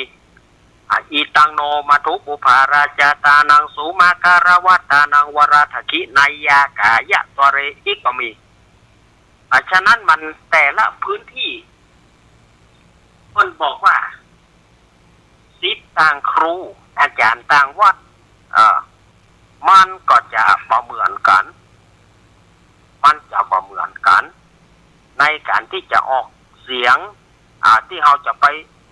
ปฟังที่ไหนบางทีเราต้องไปฟังเปิ้นเนี่ยก่อนบางทีเราไปโจโลเราจะไปว่าทรงเดชพระเชษฐาก็บ่ได้เราก็ต้องไปฟังของเปิ้นก่อนถ้าของเปิ้นไปได้ของเปิ้นว่าเราก็ต้องโตยคือตานเนี่ยอาตมาได้ไปมาชื่อว่าทั่วล้านนาเนี่ยอาตมาไปแต่ละที่มันบ่เหมือนกันบางที่เปิ้นก็เตะทำแล้วก็แล้วเอาอีตังยังกินจิเบาแต่บางที่เปิ้นก็เอาบางที่เปิ้นก็เบาบางที่เปิ้นก็เอาช่วงเข้าพรรษาเปิ้นจะอีตังยังกินจิถ้าช่วงนอกพรรษาเปิ้นบอกว่าละนั่นมันก็ตามที่เราเคยไปมาเนี่ยมันแต่ละที่มันก็บ่เหมือนกันเนี่ยอีตังตาหน้ากะมังอีตังศีลากะมังอีตังภาวนากะมังบางที่เปิ้นก็บ่เอาคำว่าอีตังภาวนากะมังบางที่ก็อีตังอุทิศะกะมังเอาต่างภาวนาเป็นการอุทิศบุญอีกก็มี ฉะนั้นมันก็แต่ละพื้นที่ที่อาตมาได้ไปมาเนี่ยไปแล้วก็เอาไปใช้ไปบ่ได้เอาไปเพื่อศึกษาพอฟังเปิ้นไปตัวเมื่อเขาได้ศึกษาฟังเปิ้นพื้นที่นี้มันว่าอย่างอี้รู้พื้นที่นี้ว่าอีปูแจนว่าอี้โลยบางที่ก็สุมาแก้วทั้งสามเพียก่อนอย่างตั้งสายสันปะตองสายอย่างเปิ้นจะสุมาแก้วทั้งสามเพียก่อนแต่บ้านเฮานี่สุมาแก้วทั้งสามมะลุนว่าแล้วสุมาแก้วทั้งสามแต่เฮาไปบางพื้นที่เปิ้นสุมาแก้วทั้งสามเพียก่อนโจโลมานามามีพุทธังคุณาสาขาลันตังนามามิธรรมังมุนิราชเตสิตังอย่างได้สุมาแก้วทั้งสามเพียก่อนเขาก็ไปฟังเขามันอีกไผ่หอยมันเฮ้ยเนี่ยเขาก็ไปอาตมาไปมาแต่ก่อนเคยไปเตะเรียกว่าไปเตะหลายที่หลายตางมานั่นนะแต่ตั้งแต่โควิดมานี่บ่ได้อาตมาบ่ได้ออกไปเตะเนี่ยไปเตะไปว่าสมัยก่อนเนี่ยอาตมาไปเตะหั่นเตะนี่เขาได้หูวัฒนธรรมของเปิ้นบางที่เปิ้นก็บ่เอาบางที่เปิ้นก็บ่เอายังกินจิบางที่เปิ้นก็เอายังกินจิแล้วบ่มีสุมาแก้วทั้งสามก็คือจบบางที่ก็ใจสุมาแก้วทั้งสามบางที่ก็กายเยนะวาจายวาเจตสาวาพุทเทอุกมังปะกตังมยยังอีกก็มีมันแล้วแต่บางที่บางแห่งที่เปิ้นถือกันมาเขาจะไปเอาแบบของเขาไปเฮ้อเปิ้นเอาแบบของเขาไปว่ามันก็บ่ได้เปิ้นจะมาว่าอย่างเขาก็บ่ได้อย่างการอาราธนาธรรมเหมือนกันอาราธนาธรรมบางที่ปกจายนิปานังเยนะคารังรัมมังเยนะกาลสยังบางที่ก็กาโลยันเตมหาวิโลมุนิรัสมังธรรมมุตตมังธรรมเตสิตังนี่ก็มีบางที่ก็โผล่มาเลยโตนโอ๊กแอนโตนผาบตองเต้นกระดานทองนี่ก็มีบางที่กระจายแบบภาษาภาคกลางเลยเอามาจะโรกาธิปติสามปฏิกัดอัญชลีอันทิวรังอีกก็มีแต่ละพื้นที่มันจะบ่เหมือนกันเท่าที่เฮาไปเนี่ยเฮาไปแต่ละพื้นที่แต่ละสถานที่แต่ละจังหวัดแต่ละอำเภอที่เฮาไปมาเนี่ยการอาราธนาธรรมก็ดีอาราธนาอย่างก็ดีมันบ่เหมือนกันอาราธนาศีลบางที่มีวิสุงรักนถายะบางที่บ่มีบางที่ก็มีวิสุงบางที่ก็บ่มีก็บางที่ ก็ขึ้นสาธุโอกาสามายังพันเต มันก็ถามว่าแล้วอันใดผิดอันใดถูกก็เพื่อจะบอกว่าศิษย์ต่างครูปู่อาจารย์ต่างวัดมันก็บ่มีอันใดที่ผิดบ่มีอันใดที่ถูกก็แล้วแต่นั่นนะ และจะจูนเข้าหากันอย่างใด เอาไปฟังที่ไหนเขาก็ไปจูนเข้าหากันที่นั่น มันจะต่างกันนะสถาญาติโยมพระเนนเฮาเหมือนกัน แต่พระเนนเฮาเหมือนกันพระเนนเฮาบางทีเฮาไปต่างวัดต่างวาเนี่ยเฮาก็ไปเที่ยวก็ไปงงบางทีเฮาสอนลูกศิษย์เฮาจัดดีอย่างกำบวชมันก็อย่างกำบวชเฮาสอนอย่างลูกศิษย์เฮาสอนว่าขโยมที่จะมาบวชกับเฮาเอสหังพันเตสุจิระปรินิพุทธัมปีเฮ้ยจำไว้เนยบางที่พอไปถึงบางที่เปิ้นเปล่าขอกะกำบวชกำที่2เนี่ยอหังพันเตปะปะชังยาจามิมัน บางที่เฮาก็อย่างใดเนี่ยแล้วลูกศิษย์เฮาที่ไปมันก็งงอาจารย์มันไม่ได้เหมือนที่อาจารย์ว่านะมันบอกได้เหมือนที่อาจารย์ว่าโจโลเข้ามาเปิ้นก็เอาง่ายๆแฮมล่ะผมก็งงเนี่ยเพราะผมได้ตัวนี้มาอย่างอาชาตะเคมั้ยก็อาชาตะเคเนี่ยอาชาตะเคธานิเถโรไมหังพาโรอหังปิเถระสัพพาโรเฮาเฮียนมาอย่างนี้ล่ะบางที่ครูบาอาจารย์ที่เป็นพี่เลี้ยงเปิดไปอย่างอหังปิเถระสัพพาลาพาลาแล้วก็พาโลไม่ใช่โลนะพาลานะเธอมันก็ไปงงกันใหญ่แล้วเขาก็มาอาจารย์มันบรรทุกที่อาจารย์ว่าเนี่ยมันบรรจัยก็เฮาเฮียนมาอย่างนี้ เฮาเฮียนมามันเป็นอย่างนี้นะเนี่ยบางทีเฮาเข้าใจตัวบทของมันนะบางทีเฮาก็ไปที่ไหนเพื่อบอกว่าอยู่บ้านไหนเอาไฟบ้านนั้นก็คือว่าอยู่ที่ไหนไปพอเพื่อก่อน ไปพอเปิ่นก่อนไปพอเปิ่นฟังเปิ่นเนี่ยก่อนบ้านเปิ่นอย่างใดเฮาก็โตยไป เฮาจะเอาของเฮาเป็นเอกก็บ่ได้เอาฟังเขาก่อนเขามาบ้านเฮาเขาก็มาฟังของเฮาเอาไปบ้านเขาเฮาก็ไปฟังของเขาคำว่าอยู่บ้านไหนเอาไฟบ้านนั้นก็คือว่าฟังกันก่อนพอกันก่อน ว่า มันแน่ก็มันใจอย่างเดียวกันก็บางทีก็อย่างเหมือนกันนะมันจะมีเหมือนกันมันจะบ่ให้เหมือนกันเท่าใด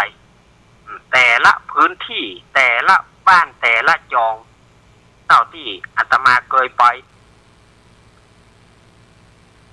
บางที่อาตมาขึ้นไป อย่างเอาไปเตะทำเนาะนิมนต์จักฟังสกุลเนี่ยใดเนี่ยทางเพศเปิ้นมีจักฟังสกุลตนเดียวเนี่ยตนเดียวจักฟังสกุลเอาล่ะเพราะว่าเฮานี่เฮาเคยจักฟังสกุล4ตนเฮาไปเวลาที่เปิ้นมีงานศพงานซากสุมาเตมีงานขาวดำน่ะเฮาจักฟังสกุลเฮาให้4ตนลูกเอาไปบางที่มีตนเดียวโจโลเข้าไปอาจารย์นิมนต์จักฟังสกุลว่าอย่างนะอย่างใดบางสกุลก็เดียวว่า4ตนที่เพ่เพื่อเอาตนเดียวเพื่อเอากันนักเตะตนเตะด้านนะเอาล่ะเขาก็ไปเพื่อนนิมนต์เอาก็จำเป็นได้จำเป็นต้องจูนเข้าหากันโดยโวยเอาเมื่อเพื่อนตนเดียวก็เอาตนเดียวอานิจจาวัตสังขาราอุปัฏฐวายธรรมิโนอุปัสสิตวานิโรสันติเตสังอุปัสสโมสุโขจัก แล้วญาติโยมขโยมที่ไปตัวเฮาก็อีกขลิกใจละอันนี้อย่างจักบางสกุลตนเดียวก็บอกว่ามันเป็นหีดบ้านเปิ่นขโยมมันก็ไปเลี้ยวใจขโยมที่ไปตัวเฮามันก็ไปเลี้ยวใจเลยไอ้อย่างจักบางสกุลตนเดียวพอเฮาก็จะไป หูจะได้ มันเป็นฮีดบ้านเปิดมาอย่างนั้น อันเนี้ยอาตมากับพานมานะสถานญาติโยมอันนี้เอากับคือมันจูนเขาไปที่ไหนเขาก็ฟังเขาแล้วเขามันเขามีกติกาอย่างใดเขาก็ว่าอย่าอาตมาไปเตะตีหนึ่งนะบอกนะตีนี้ก่อนบอกโจโลขึ้นไปห้ามเอาทำมหาจักรไปเตะหนึ่งป่ะใหญ่ใหญ่เลยอย่าทำอย่างนอกนั้นตามใจท่านเตอร์เขาก็โจทมาลายโพดเนี่ยมันกินง่ายหรอบอกคือเอาทำมหาจักรเตะอีนี่โจโลเขาขึ้นไปแล้วหลอดท่านจะเอาทำมหาจักรเตะหนึ่งเปิ้นห้ามบอกเยี่ยใดเอาตั้งเพศกติกาเปิ้นห้ามเอาทำมหาจักรมาเตะเอาทำอย่างก็ได้ตามใจท่านเตอะมันว่าท่านหูก็เขาขึ้นไปเขาก็ยังหมูอย่าทำอย่างมาบอกว่าท่านตึงหูท่านตึงหูบอกอะไรโพดเนี่ยคำเดียวกับโจ๊บกินง่ายนี่โจ๊ดมาลายโพดทุกคน10 นาทีก็มาถึงแล้วขี้ตกโอ้ยังมาหมอมาลายโพดมันง่ายเลยโยมก็เดียวก็จบก็เพราะเพิ่นต้องการอย่างนั้นอาตมานี่เจอมันนักต่อนักแหนแสดงญาติโยมไปไหนเขาก็ไปเจอมีตีหนึ่งเขาไปเจอเป็นว่านิมนต์เขาถ้าเอาหูเขาก็ถ้าจะอย่าเลี่ยงเนาะเขาบอกหูว่าบ้านเปิดนะไปอยู่กับโรงงานฆ่าหมูไปอยู่กับโรงฆ่าหมูทำโมสั่งโคเอเตอร์ไปเตะทำพอดีว่าเปิดเตะทำหลายตนนิมนต์ตนนั่นขึ้นเตะหน่อยนิมนต์ตนนั่นขึ้นเตะหน่อยโอทอหมูก็เอาอยู่ว่าเป็นว่าเป็นโรงฆ่าหมูถามไปถามมาหมูนี่มันเดือดอย่างโยมโรงฆ่าหมูลูกท่านพูดทำโมสั่งโคก็ฝังเตะแล้วพอดีตู้เจ้ามาแหมตนหนึ่งตู้เจ้าตีมาเตะทัดจากเขาอันนี้โมนท่านนิมนต์พอท่านมาอยู่ก็ผมก็ผมมาอยู่แล้วครับบ้านผมก๋อยนี่เนาะพอตู้เจ้านั่นปะเขาใส่ปะเขาใส่นะปวดโทรไปแปลงบ้านแปลงจองโรงงานฆ่าหมูมีโรงฆ่าหมูมีห้านสถานญาติโยมแต่เฮาก็เลี่ยงมาได้เปิ้นนิมนต์เฮาก็ไปตีนั่นตีหนึ่งไปเจอเกิดไปแล้วใครให้สังเวชใจสถานญาติโยมหมูก็เดือดเศร้าขอเฮาก็ไปเตะทำเฮาบอกหูลูกเฮาก็ลักถามโยมที่เปิ้นไปโคนบ้านท่านนะโยมอันหมูนี่มันเดือดอย่างวันนี้มันโฮฆ่าหมูลูกท่านท่าโมสั่งโคไปแปลงบ้านไปแปลงโฮฆ่าหมูอย่างกลางบ้านกลางจ้องนี่เนาะ นี่มันก็เจอมาหมดนะอาตมานะแต่ว่าพักหลังนี่บ่ได้เท่าแก่แหล่ลายมาแล้วบ่ได้อาตมาก็สวะกลางหาวดาวหมองเท่าแก่แหล่ลายมาแล้วก็ให้สวะพ่องมีโอกาสไปก็ไปแต่ไปเจอกับเศรษฐกิจไข้หวัด2009ไข้หวัดไข้โควิด2019ไปเจอเศรษฐกิจอย่างต่างๆก็เลยตกงานแสดงญาติโยมเหยว่าซื่อๆแหละก็เลยบ่มีงานสมัยก่อนนี่ย้อนยุคไปสัก20 กว่าปีนี่ม่วนกันย้อนยุคสัก20 กว่าปีนี่โอ้ยสถานญาติโยมงานอาตมาบ่ใจว่าใครว่าคืนนี้ไปคืนวันพุธไปคืนวันเฮอไปฝนตกก็ได้ไปอยู่ป้าแม่ป้าล้านก็ได้ไปอยู่แต่ก่อนนี่คือว่างานมันดีงานเตะแกนหยังมันบะขาดแต่ไปเจอใส่ยุคโควิดไปเจอใส่ยุคไข้หวัด สายพันธุ์นั้นสายพันธุ์นี้นี่นะไปมีงานต่างๆตายบ่ใช่ว่าตายเพราะงานนะตายถึงเจ้ามาก่อแห้งก่อเหี่ยว เจ้ามันก่อแห้งก่อเหี่ยวสถานญาติโยมว่าบ่ตายก็นี่จะตายกำไดอันนี้เอามาอู้ให้ก่อนฟังบ่ได้นะบ่ใช่ว่ามาโอดครวญให้สถานญาติโยมเอามาอู้ให้ก่อนฟังบ่ได้บ่ใช่มาโจมมาซ้ำเนี่ยนะสถานญาติโยมต้องเข้าใจว่ามาฟังละคืนนี้มีตายกระโจมมีตายกระโจมอยู่ฮะนะบ่ใช่ว่าโจมเขาอู้ให้ก่อนฟังบ่ได้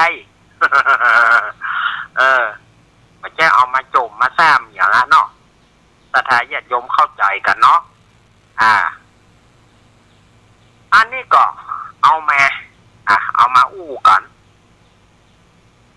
เรื่องของต่างๆเรื่องของประเพณีวัฒนธรรมต่างๆแต่ละที่แต่ละโหนแต่ละจังหวัดแต่ละอำเภอขนาดว่าจังหวัดเดียวกันแล้วก็แต่ละอำเภอต่อยังใจวัฒนธรรมอย่างต่างๆก็ยังบ่เหมือนกันเตือนนะขนาดอำเภอเดียวกันหรือว่าจังหวัดเดียวกันเนี่ยยังบ่เหมือนกันวันนี้ก็ตั้งวัดของปอดสะอิงเนอะวัดของปอดสะอิงพลกลางเปิ้นมีประเพณีส่งน้ำกู่ครูบาเจ้าสองเมืองวันนี้วันนี้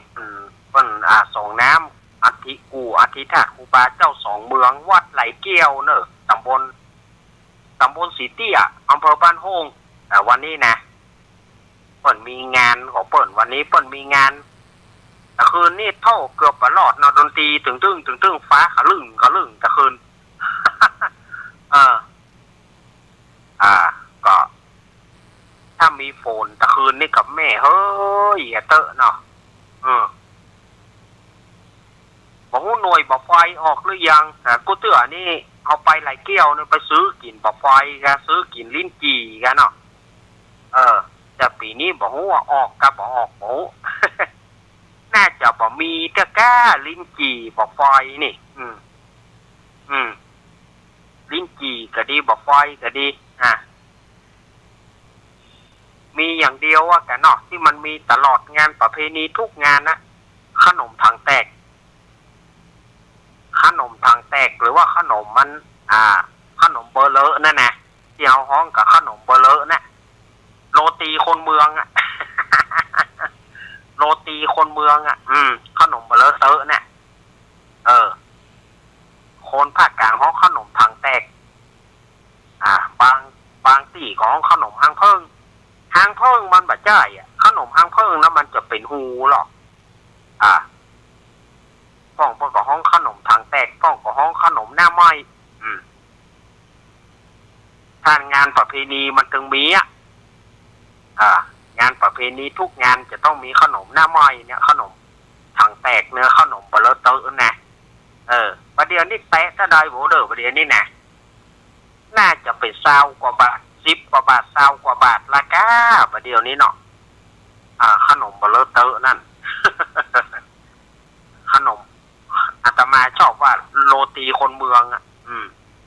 มันแปลงอย่างโรตีนี่หรอ วันนี้วันนี้สามเณรป้นไปอาตมาบัดได้ไปก็ไปก็จะไปแหวะเหี่ยวเซาะซื้อขนมนั่นนะมันกินอิ่มเนี่ยมันกุ้มกินดีสถานญาติโยม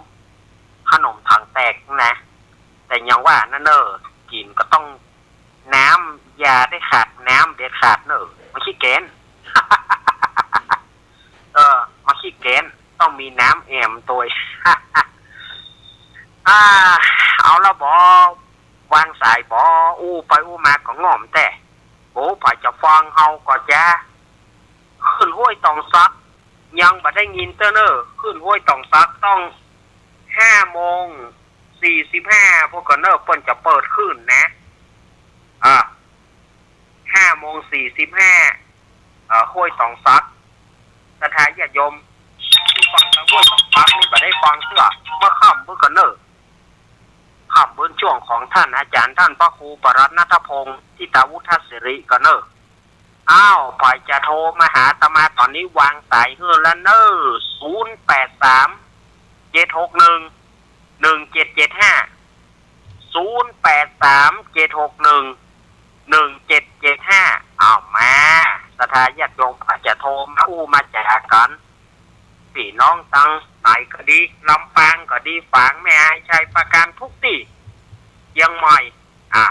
วางสายฮือแล้วเนอ083-761-1775วางสายฮือละไปจะโทรหาเฮาพ่องไอ้บ่โทรเฮาจะแอนแล้วเนอ10-30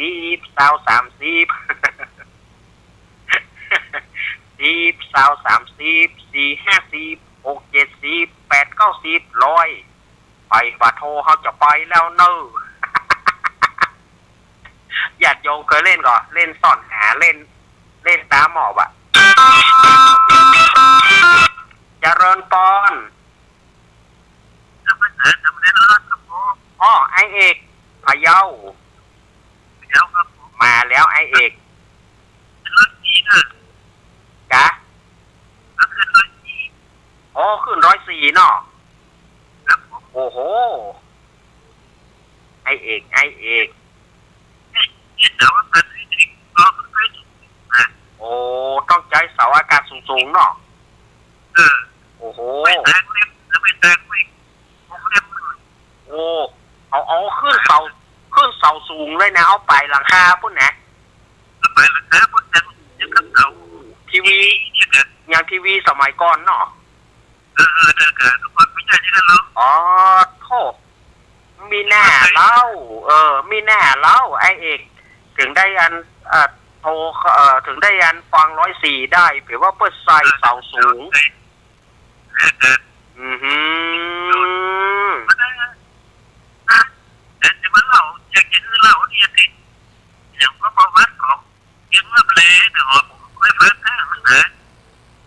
เมืองรับแลอีเนาะที่คนบ้านคนเที่ยวไปหลงเลยไปได้มีไอ้ที่เป็นแลมีลูกคนนี่นะมันเบิกกินอยู่แล้วก็มีลูกมันให้มันก็อยู่ก็ไม่ใจบอกคนนี้มันก็ลูกมันแม่มาเนี่ยแต่แม่มันมาอย่างแก่ลูกมันรักนะแต่เมียมันมาแม่เท่ามันบอกไปเขาเนี่ยที่หัวลูกมันนะ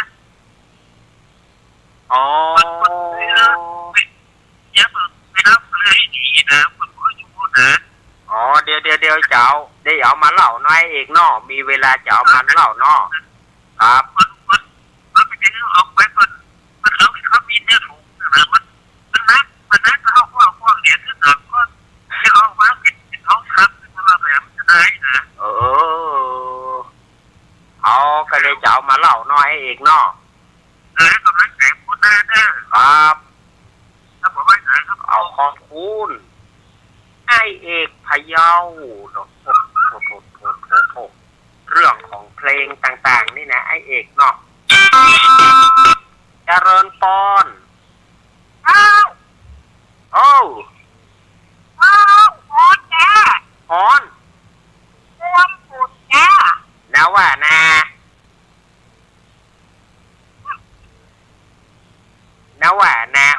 ฮอนเฮ้ย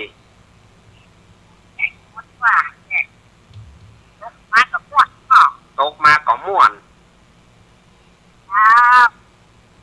อันนี้ฝ่ายแม่น้อมกะโอ้แม่น้อมได้จ้ะแม่น้อมฟังจากไหนนี่จาก YouTube ฟังจาก YouTube ไปเนาะโอ้เน็ตอย่ารู้นี่ฟังจาก YouTube แต่เฮามันบ่มีทุบก็เปิ้นเฮาบ่ได้ทุบก็เปิ้นเฮ้ยแม่น้อมสบายเนาะสบายเนาะลา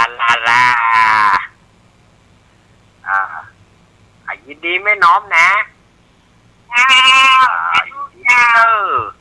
โอ้ นี่กะไฮเทคกะแม่น้อมอ่ะเจริญป้อนแม่พี่สมัยนางแล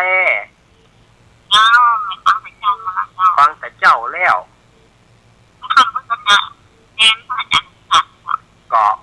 ก็ฟังสัญญาณก่อนเนอดูสัญญาณก่อนเนอแม่เนอ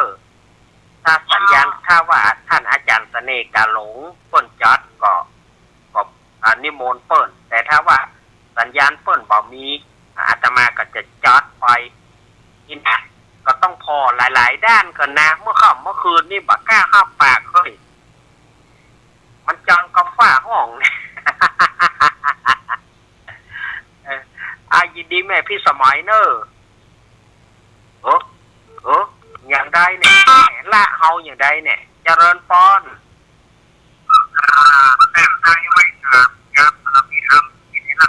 น้องเบี้ยวทำมาดีครับดีก็แล้วพอนักเปิดเขาคือไปทั้งวันละยนต์แน่นอนแกครับแล้วก็ในธรรมะนี่พ่อวันนี้ดีครับเข้าใจข่าวขอบคุณนะเป็นตอนครับตอนที่คนครับแล้วก็นะครับคือทำไมเนี่ยเขาแจ้งก็คือครบครับผมแน่นคือร่างกายลูกดีสภาพแข็งแรง100%ของมันนะครับแม่นขอบคุณเนอน้องเบี้ยวเนอครับน้องเบี้ยวนักร้องตัวหรอเปิ่นนะเจริญปอนยายพรร้องงัวแดงสั่นกำแพงเชียงใหม่อย่างยายพรว่าได้วันนี้ห้อนนะแก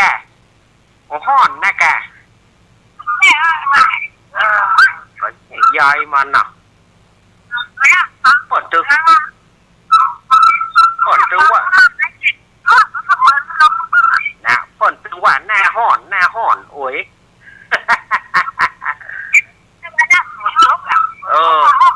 วันนั้นฝนตกฟ้าห้องวันนั้นจะไปได้ประยุทธ์ก็ได้มันปังเบ่งเนาะ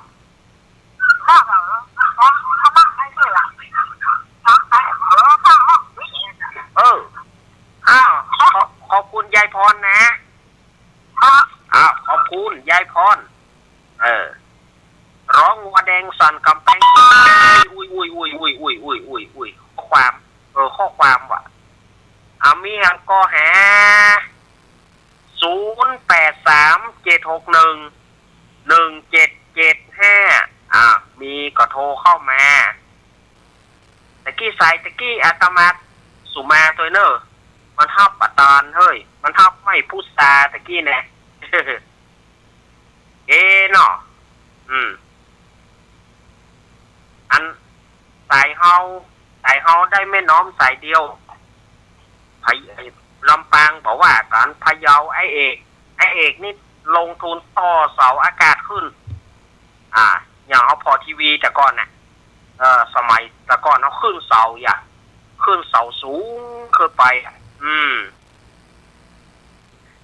แต่ก่อนก็ทีวีลายเนาะไปแปลงก็มั้งไปหมุนเสาก็มั้ง หมุนเสาเจริญปอน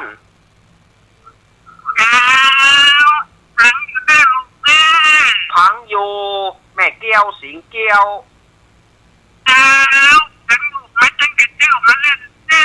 ยังป่าโทแม่เจ้า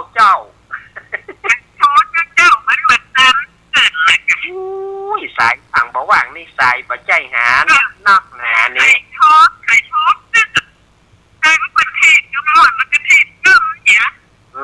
ก็แม่หม้อก็ยังไงก็เปิ้นถึงว่าเตะเหล่าเว้ยเปิ้นถึงว่าเตะเหล่าเอาไว้เข้าภาษาเนาะช่วงภาษาเนาะได้ว่าเอาไว้ปัจจุบันช่วงของเตะเหล่าเว้ยปัจจุบันเตะเหล่าเว้ย วยอวย มันใจมันแสดงมันหม่อนอินนะ กำลังม่วนนี่เนาะ กำลังหม่อน ไป มันเนี่ย ขอก่อน5 บาทเอาจอมก่อน5 บาท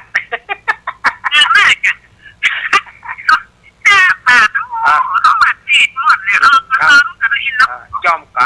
ก่อนใส่ก่อน5 บาทจอมสลุงงั้น5 บาทเอาว่าเล่นมาได้เด้อว่าเล่นว่าเล่นไม่เกี่ยวเจ้าว่าเล่นไม่เกี่ยวบ่ได้เด้อเอาเอาแม่เกี่ยวลำปางโอ้วันนี้ลำปางมาเท่าไหร่ลำปางมา3พะเยา1ไม่เกี่ยววางสายคือจิมไม่เกี่ยวกดวางคือจิมไม่เกี่ยวกดวางคือจิมยินดีขอบคุณมีอยู่ก็สุดท้ายก็ว่าจะสุดท้ายแล้วนะโอ้มีนักอยู่เวลามีนักอยู่เวลาเหลือแหมตึง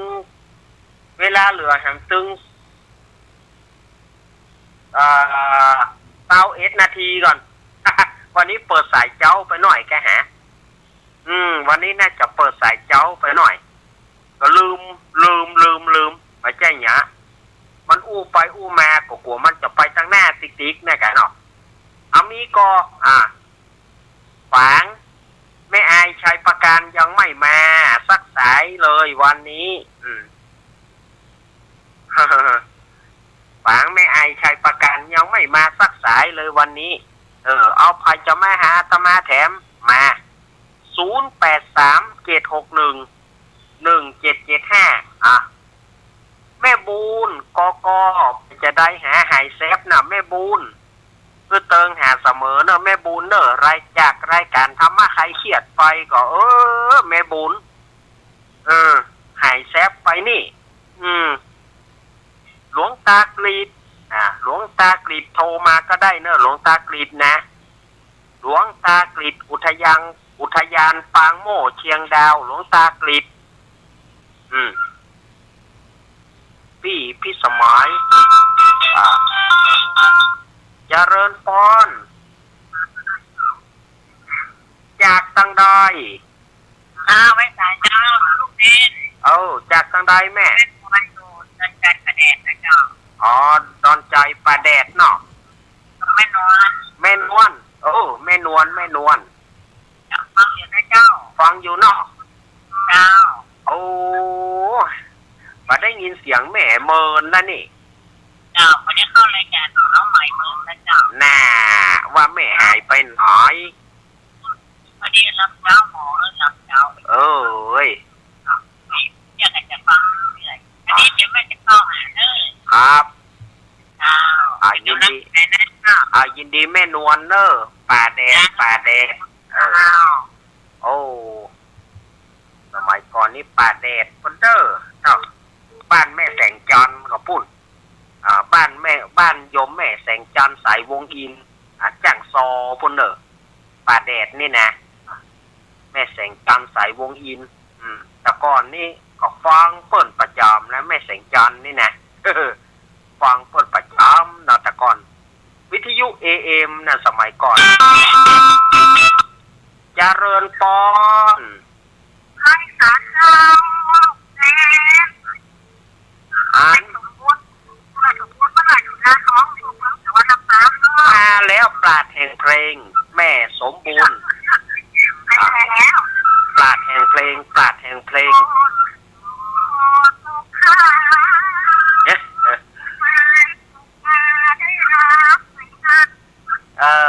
น่ะลาปราดแห่งเพลงแท้ๆแม่สมบูรณ์เนาะบ้านไร่ศรีราทองแม่ยินดีเนอะสาธุแม่สมบูรณ์บ้านไร่ศรีราทองอีแม่อาตมาขอเมตตากรุณามุทิตาอุเบกขาถ้าว่าติดแล้วอีแม่ปิดวิทยุก่อนเนอะถ้าบัดติดนี่นะเสียงมันว่าเววเต้าเตียวอีแม่ มันไปหวานกันเพราะว่ากว่าที่มันจะออกสู่วิทยุของญาติโยมเนี่ยมันจะใช้เวลา1 นาทีฉะนั้นพอฮับแล้วต้องปิดวิทยุเพราะว่าโทรศัพท์ฮับแล้วต้องปิดวิทยุถ้ามากันเจริญพรเจ้าไม่ตาเจ้าฟังเจ้าฟังอยู่นอเจ้าแม่สมพัฒน์ไม่ย่อยอำเภอตาเจ้าอันนี้แม่ยังก็สมพัฒน์เจ้าแม่สมพัฒน์แม่ย่อยหายไปเมินแล้วนี่แม่สมพัฒน์นี่ไม่โทรฟังขายได้หาแล้วไงแม่สมพัฒน์มาแล้วแม่สุพิษมากำลังใจและชอบยินดีเนอะแม่สุพิษมาแม่สมพัฒน์มาละแม่สุพิษมาแม่ย่อยบ้านเดียวกันนี่หรอแม่พลอยฝางแม่พลอยฝางมีไหนป้าน้อยบุญปอนมโนครป้าน้อยบะต้องออกละก้ามป้าน้อยอยากกินบะต้องนะอยากกินบะต้องนะบะต้องปุยฝ้ายออกแล้วว่าป้าน้อยบุญปอนส่งบะต้องมาคือกันพ่อเนอแล้วก็แม่อย่างก็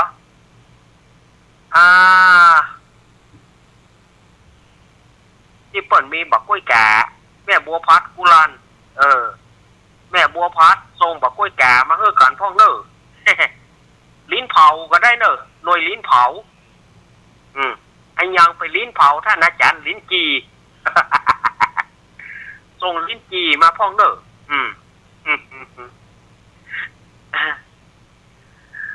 ส่งลิ้นจีมาปั่นกันพ่องเนอ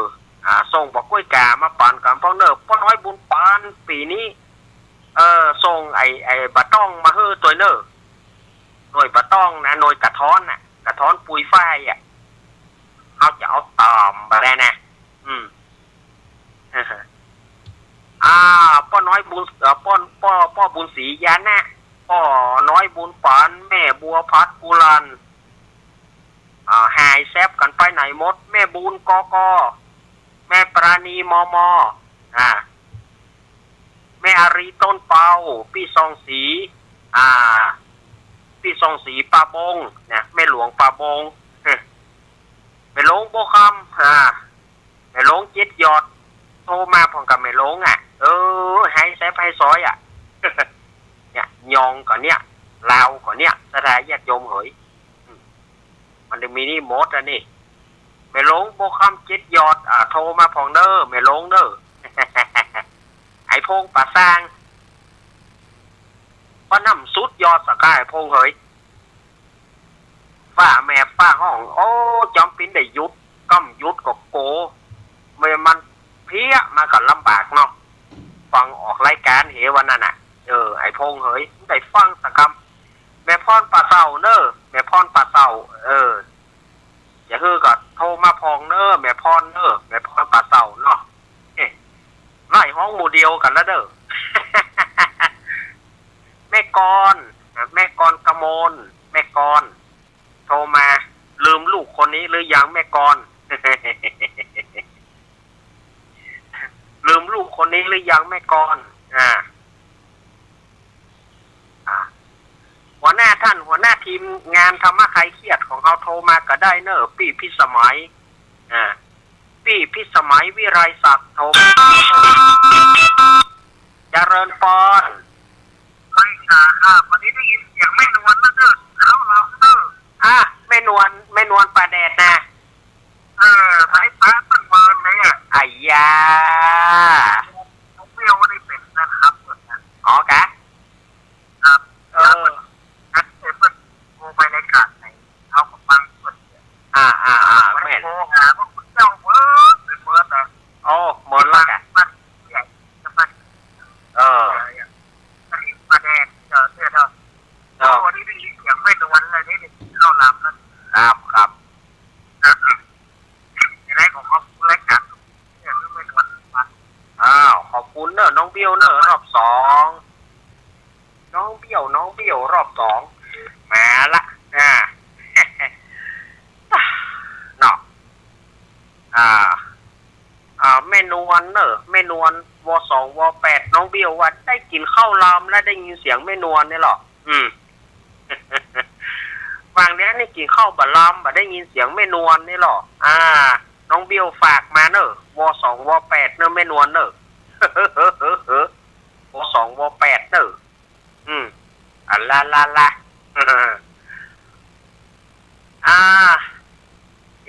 แม่อย่างก็ที่อยู่อมรนิเวศแม่เรไรอีกอะหายแซบไปอ่ะนี่แม่ฟังกันอยู่ก็ถ้าฟังกันก็โทรเข้ามาเนอะแม่เรไรที่อยู่บ้านอมรนิเวศในเวียงแต่ในเวียงก็มีนักอยู่นะ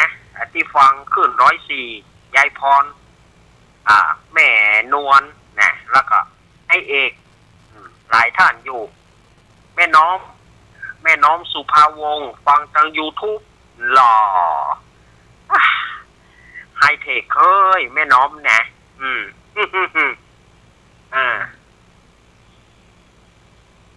มีโยกอหาจะมีฝ่ายจะโทรมาหาตมาภาพทำก่อฝ่ายจะโทรมาแถมโทรมาเนอป้อนานอย่างก็เนี่ยป้อนานสายยอนนี่กะที่ป้นจ้างโทรหาตุลุงยองป้อนานสายยอนก็โทรมาก็ได้เนอะป้อนานเนอะป้นก็มีคติอย่างนักหนาแล้วก็วันนี้แม่ฉลาดแก่ซ่อนหายไหลโทรหามดอันนี้ไหลห้องหามดอันนี้เจริญป้อนเจ้าต้องเล่นกำลังเล่นลูกเบาตะกี้ดื้อแม่นวลเนาะแม่เจ้าแม่นวลน้องมาอย่างญาติธรรมนะลุงเด่นเนาะญาติธรรมเนาะจ้าต้องแจ้งกันนะลูกเนาะครับเจ้าไม่ตายนะเจ้าแม่นวลปลาแดดเนี่ยมาแหมรอบหนึ่งเนอะน้องเบี้ยวเพราะว่าน้องเบี้ยวได้กินข้าวลามแล้วหรอ น้องเบี้ยวว่าโปโทตึงวันนี่นะโปเท่าขนาดกินข้าวบะลามนะกินข้าวบะลามนะน้ำหนักไปละ80 ปลายถ้ากินข้าวลามแบบปานได้หมูเนอะหรอก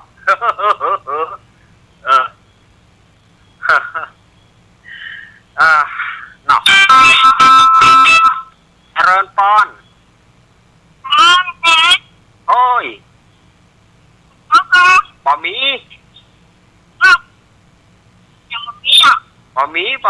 ทั้งเนี่ยมันมีบะหมี่วันนี้นะบะหมี่ฝน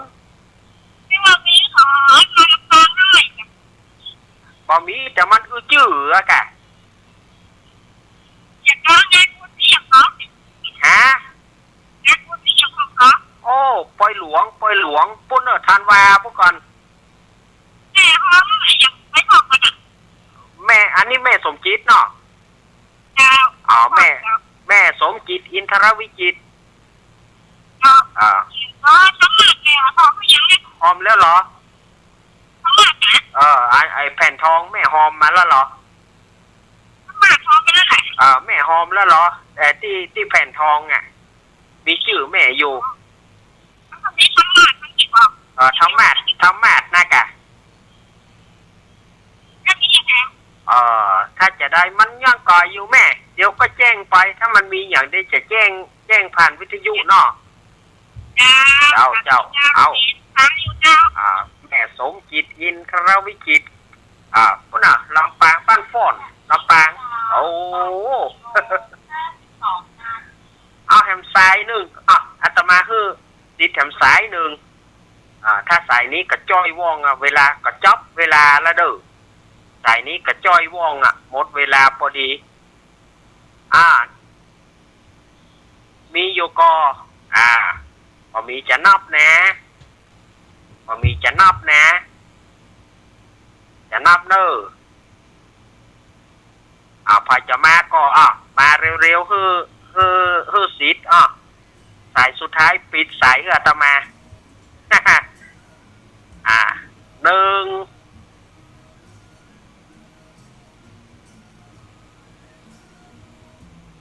2